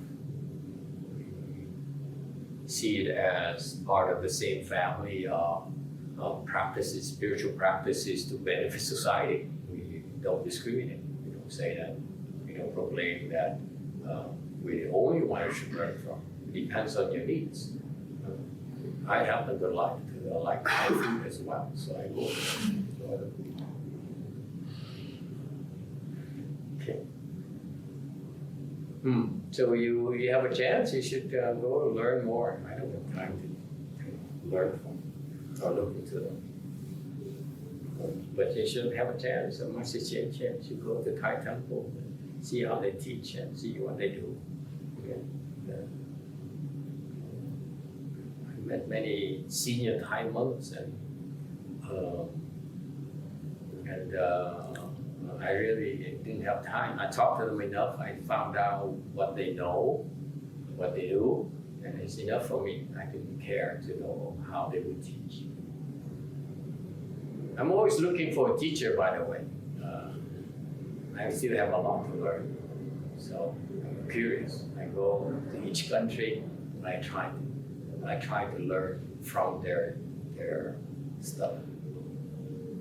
For example, I went to Korea recently. Even been in Korea for 5 years now, 4 or 5 years now, 4 years, and I'm learning a lot. I'm learning that the Koreans, Buddhism is very, very strong there, but amazingly, their meditation training is rather weak. They seem to preserve it for their own only. So it's such a small group where they select their own successors and they train them privately. I feel differently from the general population. So that's why there's a small group of Korean monks who have the samadhi powers, they have some skills, and the rest of the monks don't have the skills. So when I first came, I thought, wow, Korean Buddhism is so low, you know. And then I sent some of my disciples, say, you are too strong for them, so I'm not worried about you. Any competition you're gonna have. And lo and behold, last year I went there, I got a chance to meet the big shots who are hiding. They don't deal with outsiders. They don't care for recognition. I have nothing to prove. And I saw that they're pretty good. Anyway, I'm gabbing away. Are you warmed up? No, here's Master YongHua. See, it's called opening act. See, that's a little backwards. That's like the opening act is the big name, and then you bring the second act is the little guy. No, that's attachment. Attachment, yeah. Opening act is whatever it takes to warm them up. Anyone wants to is curious about anything? Want to talk about anything? Can we ask about mantras? Mantras? Yes. Why not? Go to the Tibetan temple. They're experts. Now you warmed up. Yeah? What are mantras? Well, I always wondered because about the mantra that in your practice I haven't seen that you practice. Is the mantra at the end of the next sutra, cherry, cherry, orange, cherry, orange, cherry. Mm-hmm. And because the mantra says that this is the best mantra and you get enlightened reciting this mantra. But you don't practice this mantra. You believe everything you hear? It's first sutra. I believe. Oh, yes. And you, professor? You were a professor? I was. Seriously? Why don't we practice it? What is it? So what he's talking about, elaborate a little bit more. Tell people what is Heart Sutra, whatever. Sure. The Heart Sutra is a very short, condensed sutra that we recite as part of our morning and evening ceremonies. It's probably one of the most popular sutras in Buddhism because everyone recites it. Doesn't matter what tradition. Thai people, every Mahayana tradition recites it. Okay, any Mahayana temple would recite the sutra called the Heart Sutra. It's about 254, 56 Chinese characters, okay, and which is a shortened version of the teaching of enlightenment in Buddhism. That's why it's very, very important. So it teaches some of the kind of core principles about emptiness that are discussed, I guess, in other sutras more, but here it's very compact. So it's easy to recite, and then it ends, this sutra ends with this particular mantra, which is just a few characters, and it states, in the sutra it states, this is, the very best unsurpassed mantra. Yeah, then it says it can eliminate all suffering. You believe everything you read? Not everything, this one, yes. Okay. Well, I guess we have to explain it. But he just said something that you should ask a question right away. You mentioned the word emptiness. What is emptiness? Anyone curious? What's emptiness? Who gives a shit? I forgot his name. My big mouth. Most people like this, we call it sacrilegious. But I have a big mouth. You don't know that. I used to be very stuffy. I get older, I have nothing to lose, nothing to prove. I can't explain it. But what is emptiness? You practice meditation. You experience emptiness. What is it? Anyone curious about it? Curious, yes. Yes. Because you hear about true emptiness and false emptiness. Yeah. You hear about it, you never ask. Well, I was in the understanding that maybe they can explain it to me, but if I don't experience it myself, it will not help me much. You professor, ex-professor, I mean, XP. Your nickname is going to be XP. Ex-professor. XP. So, you're not curious, you hear about emptiness and it didn't make you curious? As he said, it's something that you must experience. You can practice to experience that. Okay. You cannot get that with words. With words, it's always contradictory. Okay, very good. You see, notice you're facing the wrong way, but this lady here is struggling with her legs. Excuse me. Yeah, it hurts, right? Oh, congratulations. It's supposed to hurt. Okay. Someone explained to her, why hurting is important. This is important because she may never come back. She will go back to the Thai temple. At least we want her to leave with some explanation why we put you through this. Okay. She was here last time, 6 years ago. She was here with us. Is she still hurting? Oh, this poor lady, what we do to people? Oh my God, you guys are cruel. Oh my goodness.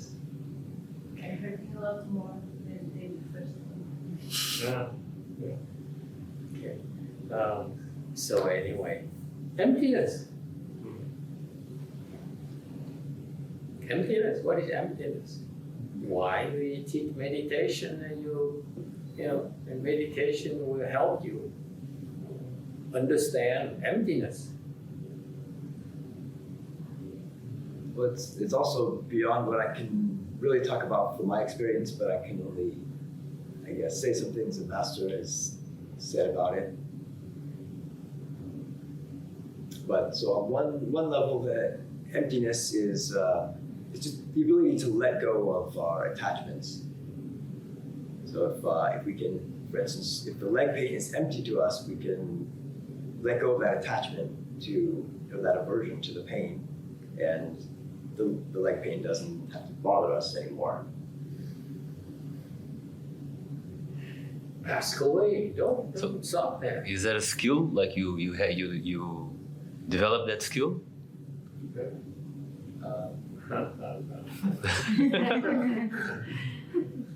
Yeah, I mean, I'm not going to be able to answer very well. Too many questions about emptiness is not something I can really wrap my head around. But don't make excuses. Try your best. yeah. Okay. You sound defensive. There's no need to be defensive. We are who we are. We can only give you so much. We don't pretend to know everything. We only share with you what we know, what we have. That's all.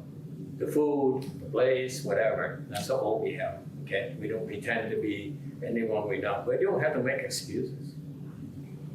Okay. But yes, as far as I Unless you understand. charge them, then we make excuses. So yeah, good thing we're not charging you. There you go. Why are you making excuses? We're not charging.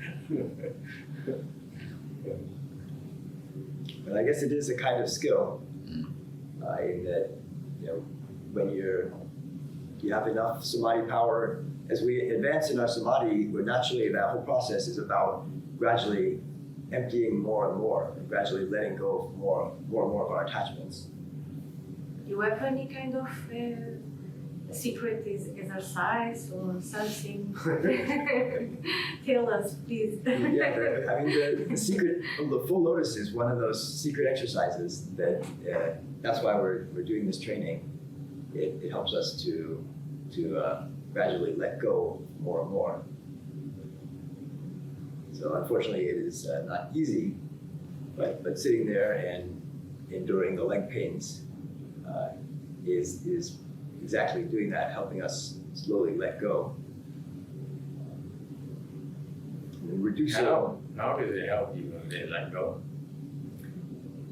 I guess part of it is that like the attachments that we have to all different kinds of things is from our ego.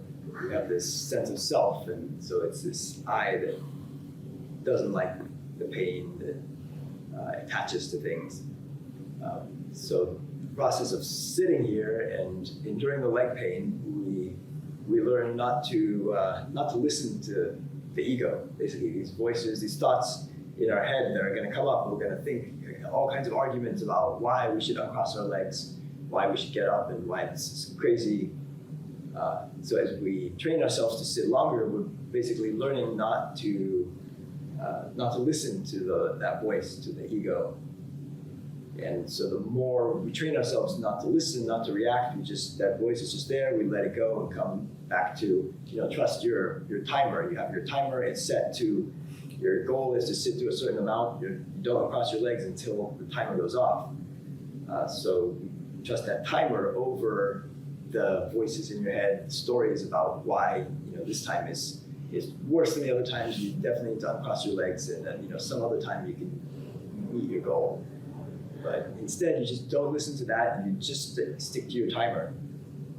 You keep doing that. That process is gradually diminishing the hold that your ego has on you, that these stories have on you, because you're training yourself not to listen to them.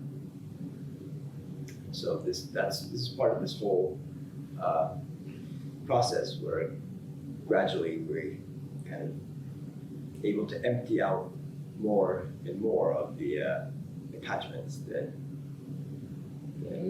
Very good. ego. Does it make sense to you when you listen? You know, see? And Red hands? So these How come your hands are so red? Does it scare your patients? no. You know, it's okay. It's a fact. Nothing wrong with it. Don't have to deny the fact that you are struggling and you're in pain, you don't like it. That's just life. It is a weird practice we try to get you to do. That's all. Okay? And if it's not for you, it's not for you. It's not a big deal. But you're struggling and your mind says, I don't like this. I don't like this. This is not normal. Am I going to injure myself? I'm going to get in trouble or not? Okay, why am I doing this? Okay, there are better things out there I can do than sitting here and torturing myself. So all those thoughts keep popping up. Yes? There you go. Are they laughing at me? Are they laughing at me? Okay. Why is it so hard? How come these people can do it and I can? You know, all these things come up, right? What is that called? Bitching. Bitching means you're not empty. You're complaining. That's all. Okay. If you're truly empty, you will not complain at all. Okay. And so, what happens to you is that because you struggle, as he puts it, and you go through this training because you're faced with this decision: do I quit right now, or do I continue? You quit, sayonara. Okay? When you don't quit, then you experience more pain. That's all it does. And if you're smart, you quit. Okay? But that's the problem with people in the world. You're too smart. You avoid discomfort. You avoid pain. Why? Because you're too smart. You say, I'm not going to put up with this. Okay? And that's why you stuck. That's why you don't have the insights that the sages have. Okay? So that's why part of our training is to put you through these tests and see if you're going to quit or not. Okay, and I know from personal experience, because I struggle too, like all of you. I started by struggling a lot. I started by sitting in full lotus for 2 minutes, and it was too painful. I quit. I said, no, this is enough. Okay,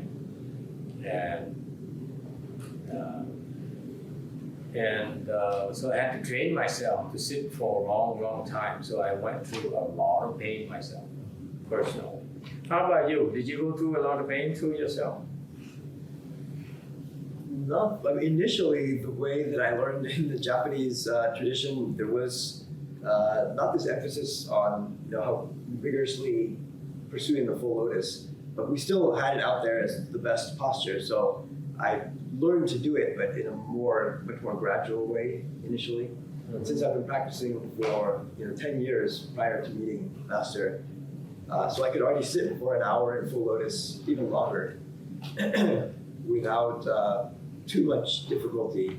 So I got there just through over 10 years sitting, half lotus a lot more, and then it just became easier. Mm-hmm. So my initial training wasn't that. I got to that point where it wasn't that difficult. But certainly when I tried to sit longer and learn from Master that we can sit through the pain barrier, and that all things that I normally would imagine, I'm going to hurt myself, so there is a point I should stop. But later learned, like the teachings that we have in the Chan Handbook, that actually the pain will die down. And until I was told that, I had no idea. But once I saw other people do that and had that instruction, then going through that was challenging. It was painful. The first few times, I guess, are the worst, and then after I get more, after I've seen that I can do that, and I've done it a few times, it's starting to get a little better. But probably in general, is the amount of physical pain from my sitting probably less than some of the people who just jump in. For sure, they have like no background, and then within a short period of time train themselves to sit longer and go through the pain barrier.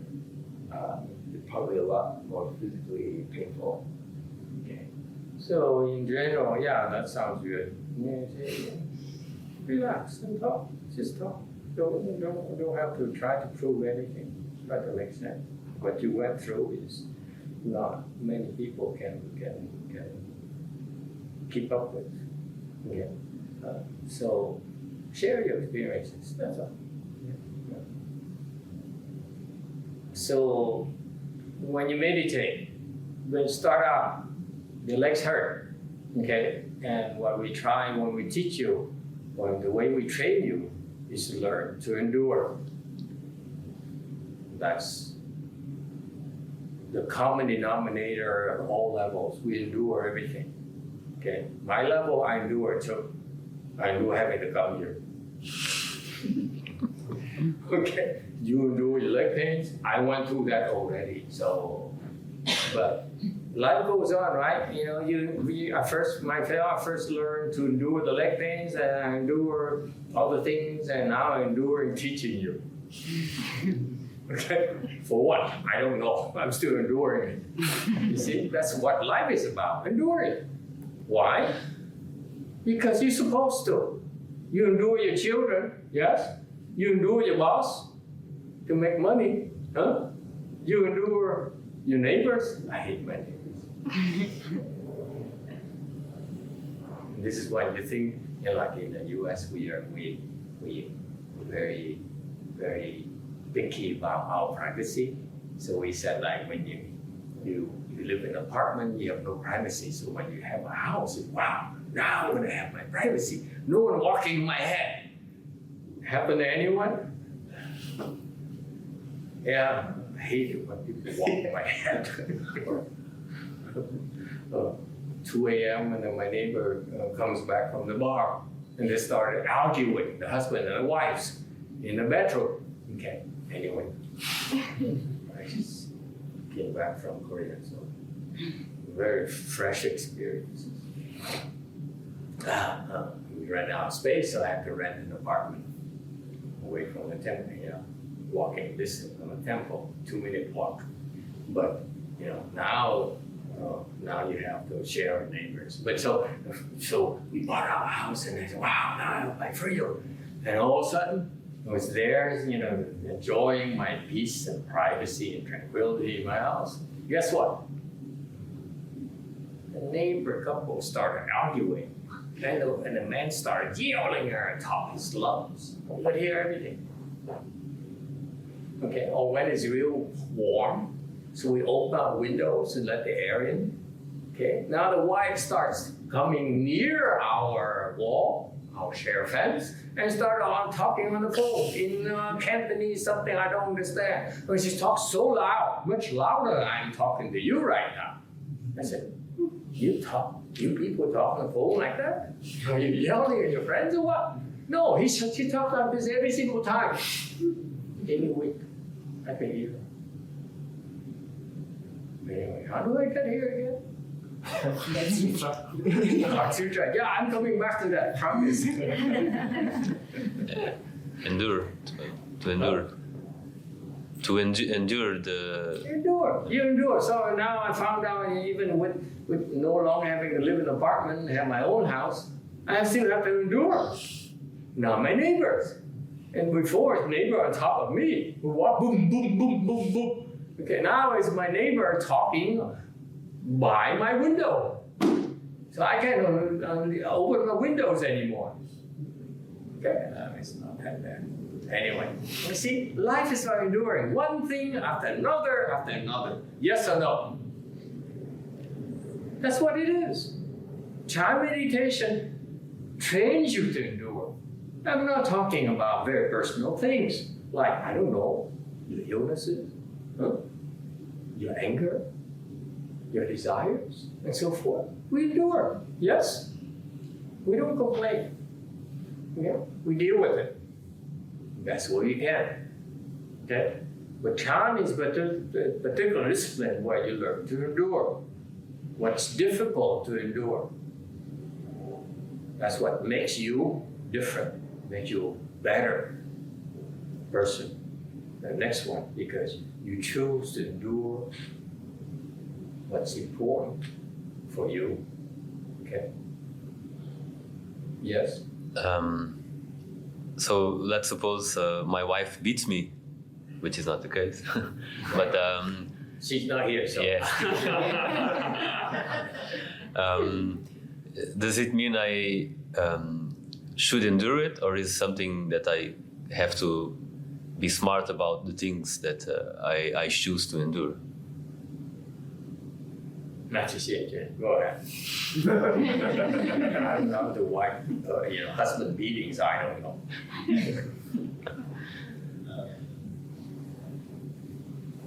How hard does she beat you?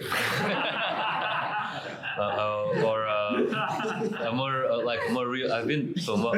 He's a real joker now. All this stiff facade. So a more realistic situation. Personally, I've been through a lot of jobs, and in the beginning of my professional life, a lot of them were really bad. Sometimes I would get even mistreated, and I always chose to go to a better place because I don't think it's worth it to endure it. But is that is that accord with the Buddhist mindset? If I choose to not to endure a situation that I think it's not good for me and just... Okay. Good question. When we teach you to cross your legs and endure the leg pains, yes? Endure more and more and more. Why are you doing it?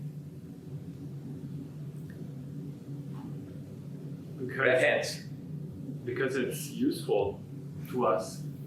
Because it's beneficial. Beneficial. Yeah. Absolutely. Okay?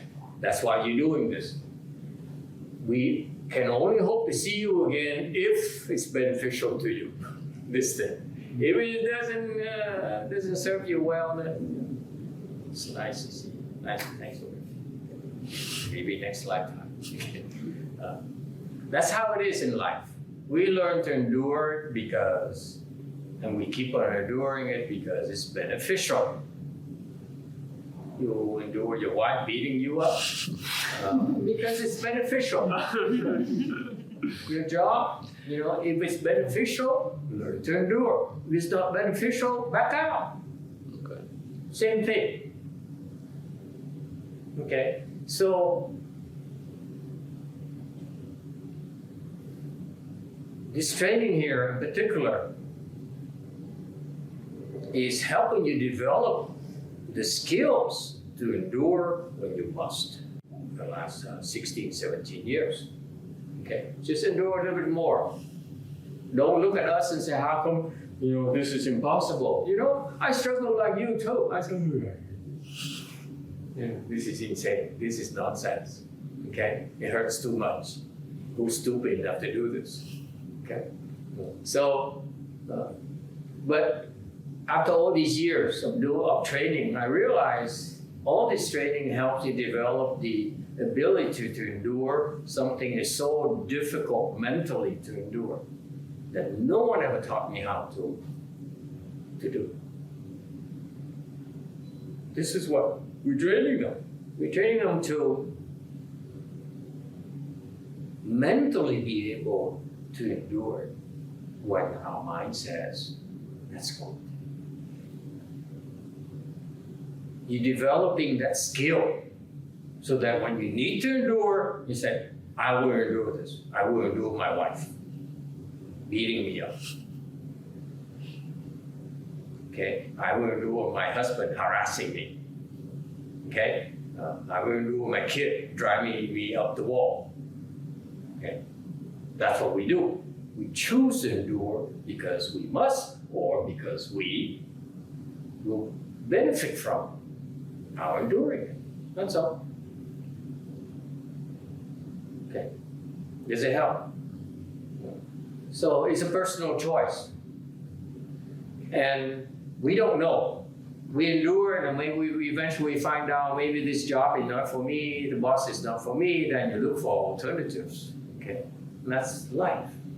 There's no guarantee in life. All we can do is endure, learn to endure. Okay, and what makes you special is that when you choose to endure, you don't whine, you don't complain. I don't know why life is so hard on me. You know, why is my wife so hard on me? Why couldn't I find a better woman? We all can talk like that. All of us. Okay? But we all come back to the same, or the same type of woman. Never mind. Is that true? After you divorce your wife, you went to the same type of woman. No, very different. You're not helping. Pretend to say, yeah. Hallelujah. God, you're boring. You should say, hallelujah, hallelujah. How did you know? I think we're, practically the same woman, except for a few differences.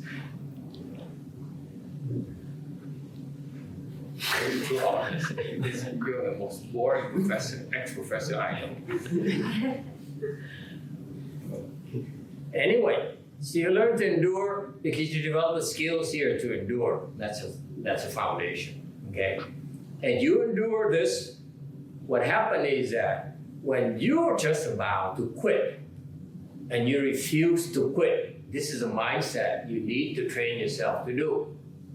And do a little bit more. Because as Master YongHua says, we tell you that next time endure 30 seconds more. That's all we ask you to do. This is what the Chinese don't understand. I took a Chinese training, I translated that into Western terms. Because for the Chinese or the Koreans, they sit there and they endure. Because if they don't, they get beaten up.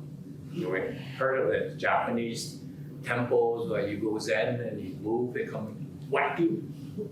Okay? That's what happens. So they're different from us. We are weak.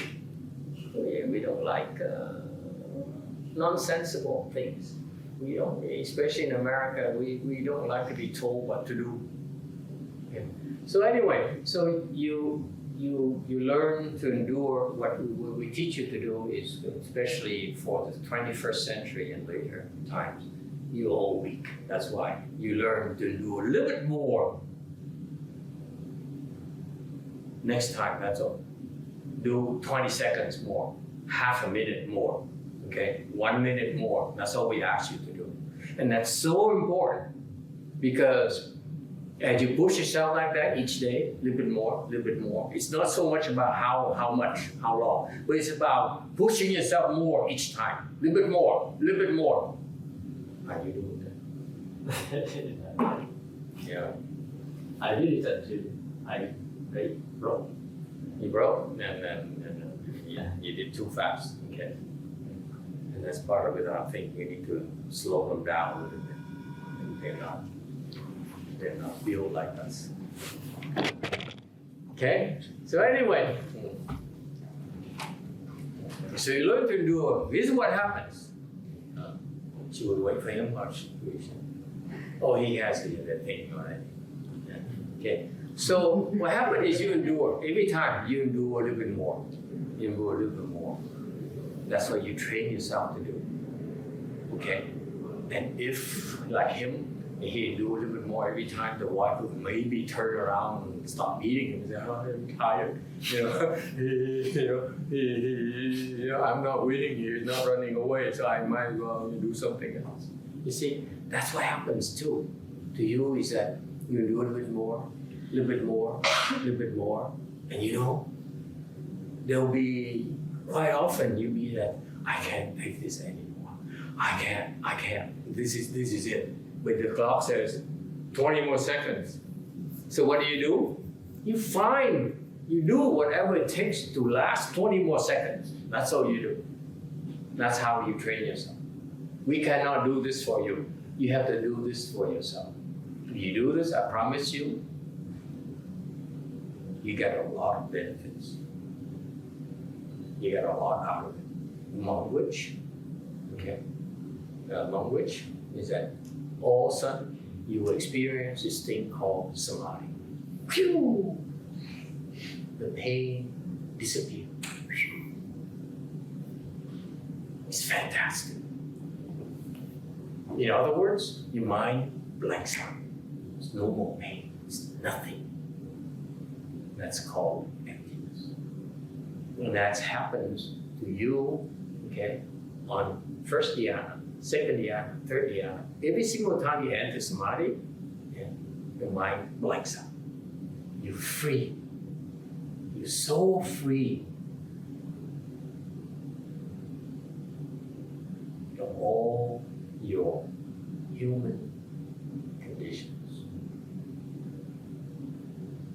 worries, mediocrities. Vicissitudes. Vicissitudes, you understand vicissitude? I forgot what it means, but it sounds good.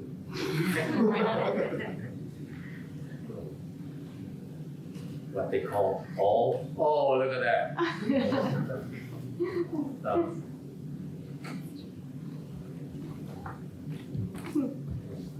And so you get this freedom.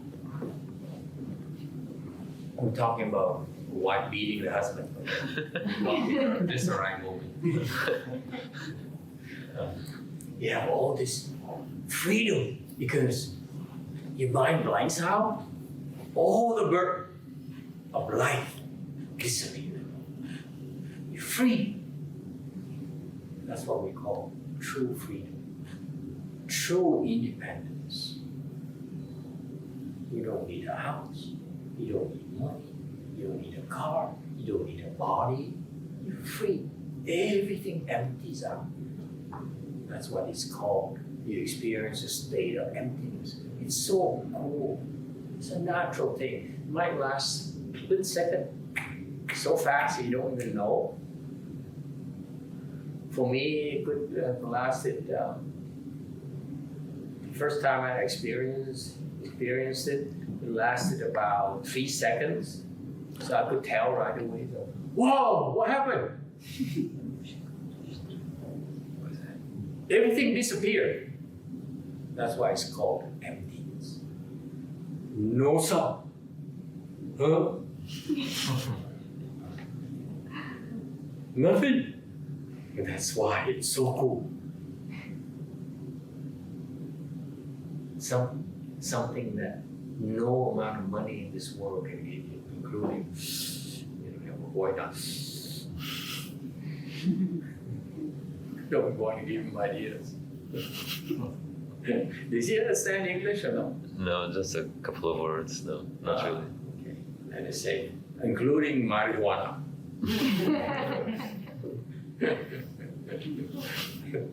Okay? Yeah. So it's liberating, let me tell you. So cool. And I can't think of any practice that will help you systematically attain that. So that's how we designed this program for this training for. And it's only for stupid people. Okay? If you're too smart, it's not for you. Too smart, they say, this is nonsense. This is nonsense. Why should I endure pain? I'm smart. Smart people are supposed to avoid and run away from pain. You know, only stupid people stick around and do it. No, it's just the exact opposite. Okay? And if you do that, you will then develop something called wisdom. A thing that doesn't depend on your thinking mind. Okay? Wisdom. that what he's talking, I'm going back to you. I haven't forgotten about you. I may be old, forgetful, but I do remember the last half hour kind of materials. That's all I got. After that, I erase. Half hour, that's all you all remember. After half an hour, who are you again? So that's what if you do that often enough, you get higher and higher and higher level of samadhis. Okay, because for us, it's very precise. First dhyana is the first level of concentration. Second dhyana, third dhyana. Okay, we know. That's why I told him when I first met him that you 10 years you got 0. That's nonsense. All you practice is words, concepts. That's not samadhi. Okay. Fourth dhyana, fifth samadhi, and so forth. It's very clearly delineated for us. Okay. Really experts. Okay. So, and no scholars will be able to tell you this. Okay. So as you increase your level of samadhi or concentration, okay, then your level of emptiness you experience will get more and more profound. Okay, much bigger. And as when that happens, your wisdom also is bigger and strong. Okay, and that's what this sutra is talking about. The Heart Sutra is talking about that kind of wisdom. Okay, and in order to attain the wisdom, there are many ways. For us, the fastest way that I know of, and in the Buddhist tradition, is Chan meditation. It's nothing else faster at all. And in Chan meditation, we also use mantras, we use sutras, we use all sorts of tools. Unlike the Hinayana, where they only cross their legs and breathe, or smile, or hug trees. Okay, we have all sorts of things. That's why I'm not against hugging trees. I hug trees. And hey, buddy, how you been? Nice to see you again. Because I can't help people. Anyway, so wow, full lotus. Really?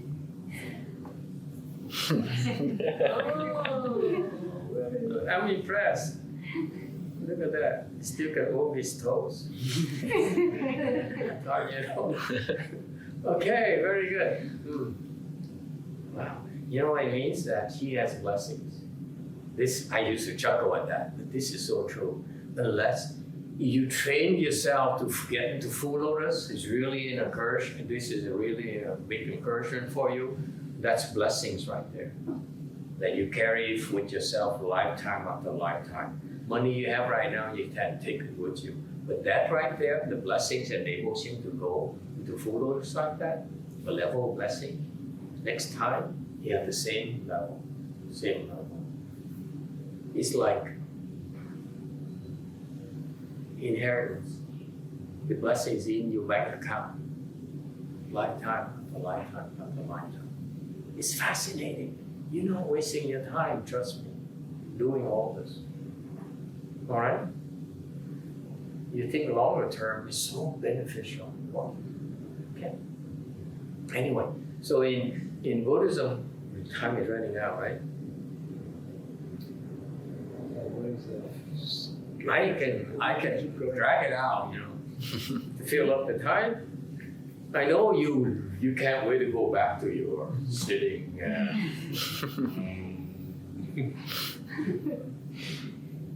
Yeah? Officially, it was 45 minutes. It's only 45 minutes? Already passed. You way past it? Yeah. No one tell me anything. When I talk, I forget about time.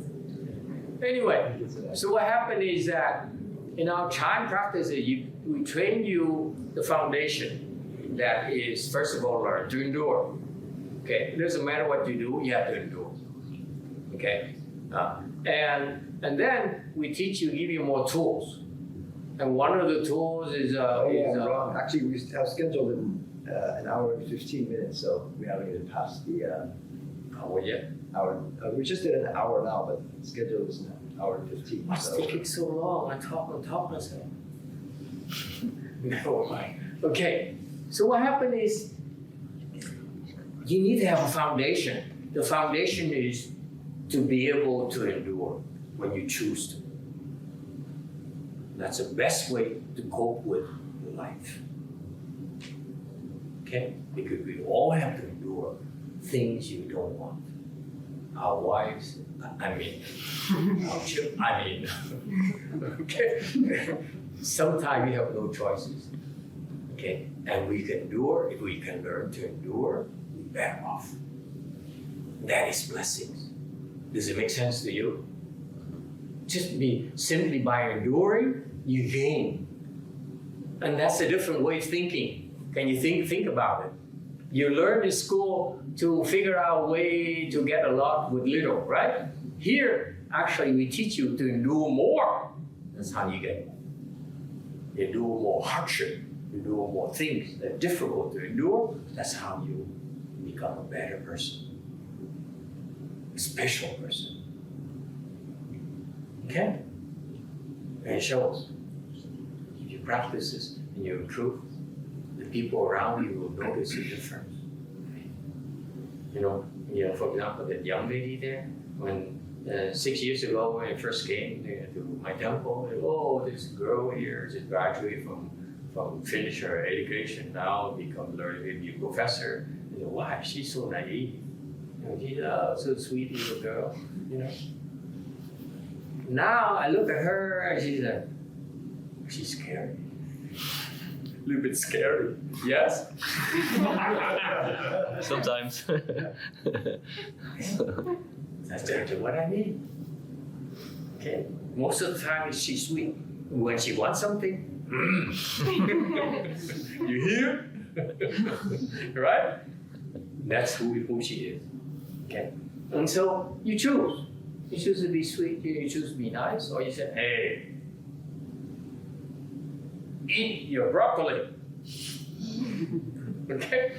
So this is a different kind. This to me is complementary to your training, your intellectual training. It's very useful. It's necessary, as a matter of fact. The intellectual training helps you cope with the demands of life, but the spiritual training here help you have a more balanced and, I use a dirty word, happier life. Yes? Mm-hmm. This is why they're still doing it. Yes? Bruno? Yes. Huh? Sylvia? Yes. Huh? You go through this hardship because, you know, you feel better in the end in a way that you cannot do with your typical knowledge. Okay? Because your intellectual training trains your mind. Our training trains your heart. No one knows how to train your heart. Heart training is spiritual training. So this is, it makes your heart bigger. You become kinder, become more compassionate, you become more fun to be with. If that's important to you. Okay? All right. Yeah? Okay. He's still waiting, I guess. It doesn't matter. Doesn't matter. I can give the answer next slide. Next lifetime? Okay, next lifetime. We wait for next lifetime. Next question. So that's what happens. You experience emptiness, okay? And the emptiness gets emptier, gets better, bigger, as you improve. It's fun. You should experience it more and more and more as you improve. That's why I think we are one of the very rare few teachers who keep on talking about advocate that you should improve, because otherwise you miss out on life. Okay? life gets better as you improve. I promise. Okay? It's worth it, trust me. And we have a whole system to help you. You have teachers from various levels, many types of teachers. You have look around you, online, you have a lot of online classes as well, and classes here where you're in the community of practitioners, Portuguese, Chinese, Vietnamese, Korean, a few Americans from America, but the Americans don't practice, they practice weird things. Okay. All right. So you open your wisdom as you increase your samadhi. At this level of concentration of samadhi, you have this level of wisdom. Next level, high wisdom. Next level, higher. Okay? So we're helping you develop that foundation for life. Okay? How to live a better life. I'm serious about this. And I hope you stick around and take advantage of it. Okay? It's for you. We do all this is for you. Okay? If you ask me from this perspective, it's pretty stupid what we do. Okay? We lose money. What for? I don't know. Okay? But our ancestors, our teachers have been doing this to benefit society. So that's what we continue to do, to honor them, to show our gratitude to them. Okay? So anyway, so we have this, for Chan practices, we have sutras, we have bowing, we have three practices that we started first here. Now we have Chan, we have Violin, we have all sorts of practices. So he's asking the question about sutras. Sutras. This Heart Sutra here is a very short. At the end of the sutra, it has a mantra, and he's asking about this mantra. He says, this is the best mantra, best Dharma, Buddhist Dharma, and you recite this mantra. You recite the mantra, it's like you get all the benefits of the Prajna teaching, benefits of enlightenment. This mantra here, you want to know the mantra? No, I was asking someone else. Can I? Sure. Yes. When I arrived here, I saw some people running. Running? Yeah. Can you explain? That's why I. No, I didn't hear. Talk to Master YongHua. I'm not. I have nothing to do with it. I'm American. You missed the explanation, Master. He's gonna blame me. Gave us a chance to try the official Chinese Chan style, which is to run at the end of the walking section for just a brief. What do you think? It's kind of weird, huh? Fun.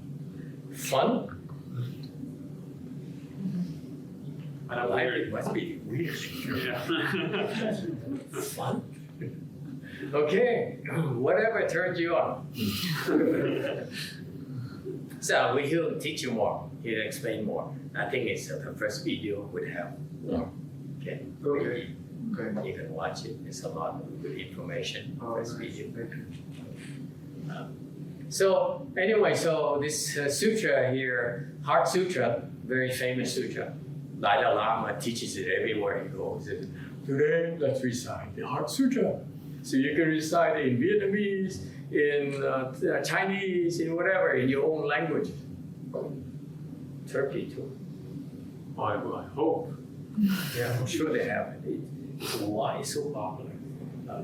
And so he says this sutra at the end. Sutra says you recite this sutra, and you get all the benefits of this entire teaching. Yes. And then he says this is the best sutra there is. The mantra. Mantra, sorry. I mean mantra. And you recite this mantra, and it has all all the benefits of the prasya teaching, meaning you become enlightened, you plant the seeds of enlightenment, and this is the best mantra there is. How come we don't practice it? And my answer is, you believe everything you read?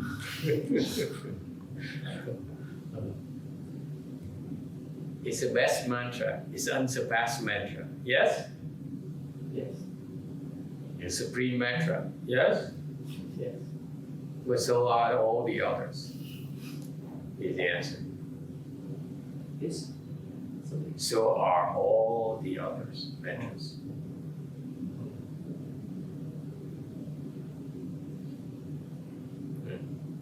So we don't discriminate. We learn all the mantras, all the tools we give you, because each tool serves a different purpose. Sometimes you need a knife, sometimes you need a fork, sometimes you need a cleaver, sometimes you need a whip. Huh? Okay? So the more tools you have, the better off you be. So this particular mantra here in that at the end of our sutra is useful, but we have more useful mantras for our training, for our times. So that's why we don't use it often. We have other mantras that are more useful, and then whatever it does, we can have other equivalent, if you will. Okay, 84,000 different tools we can give you. Meaning we have a lot of tools. We cannot practice them all. So in Buddhism, for example, one lifetime, it's called revolving a wheel reincarnation. You change bodies after you die. Buddhism have that kind of thing, have that kind of knowledge. We can cover that maybe Sunday afternoon. Okay, you come again. We talk about usually close at the Pure Land Dharma door. That's part of our chant training. Okay, so we believe in reincarnation, and when you next time around, you will have to accrue all these things. So it doesn't end. Okay, whatever you do right now has good consequences for you. Plans positive results for you in the future. Okay, so what happens is, for Buddhist practices, when you get more advanced, higher level, you have to go through many lifetimes of practices.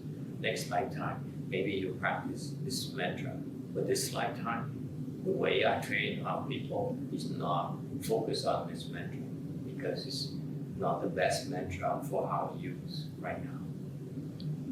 Okay, we have one mantra there, is that we teach you 42 mantras, which are a lot more useful than this mantra. And whatever this mantra does, we have other tools that accomplish the same thing. That's why we don't practice it. Okay, good question. Okay, that's why it doesn't matter what your levels. Everyone who asks a question that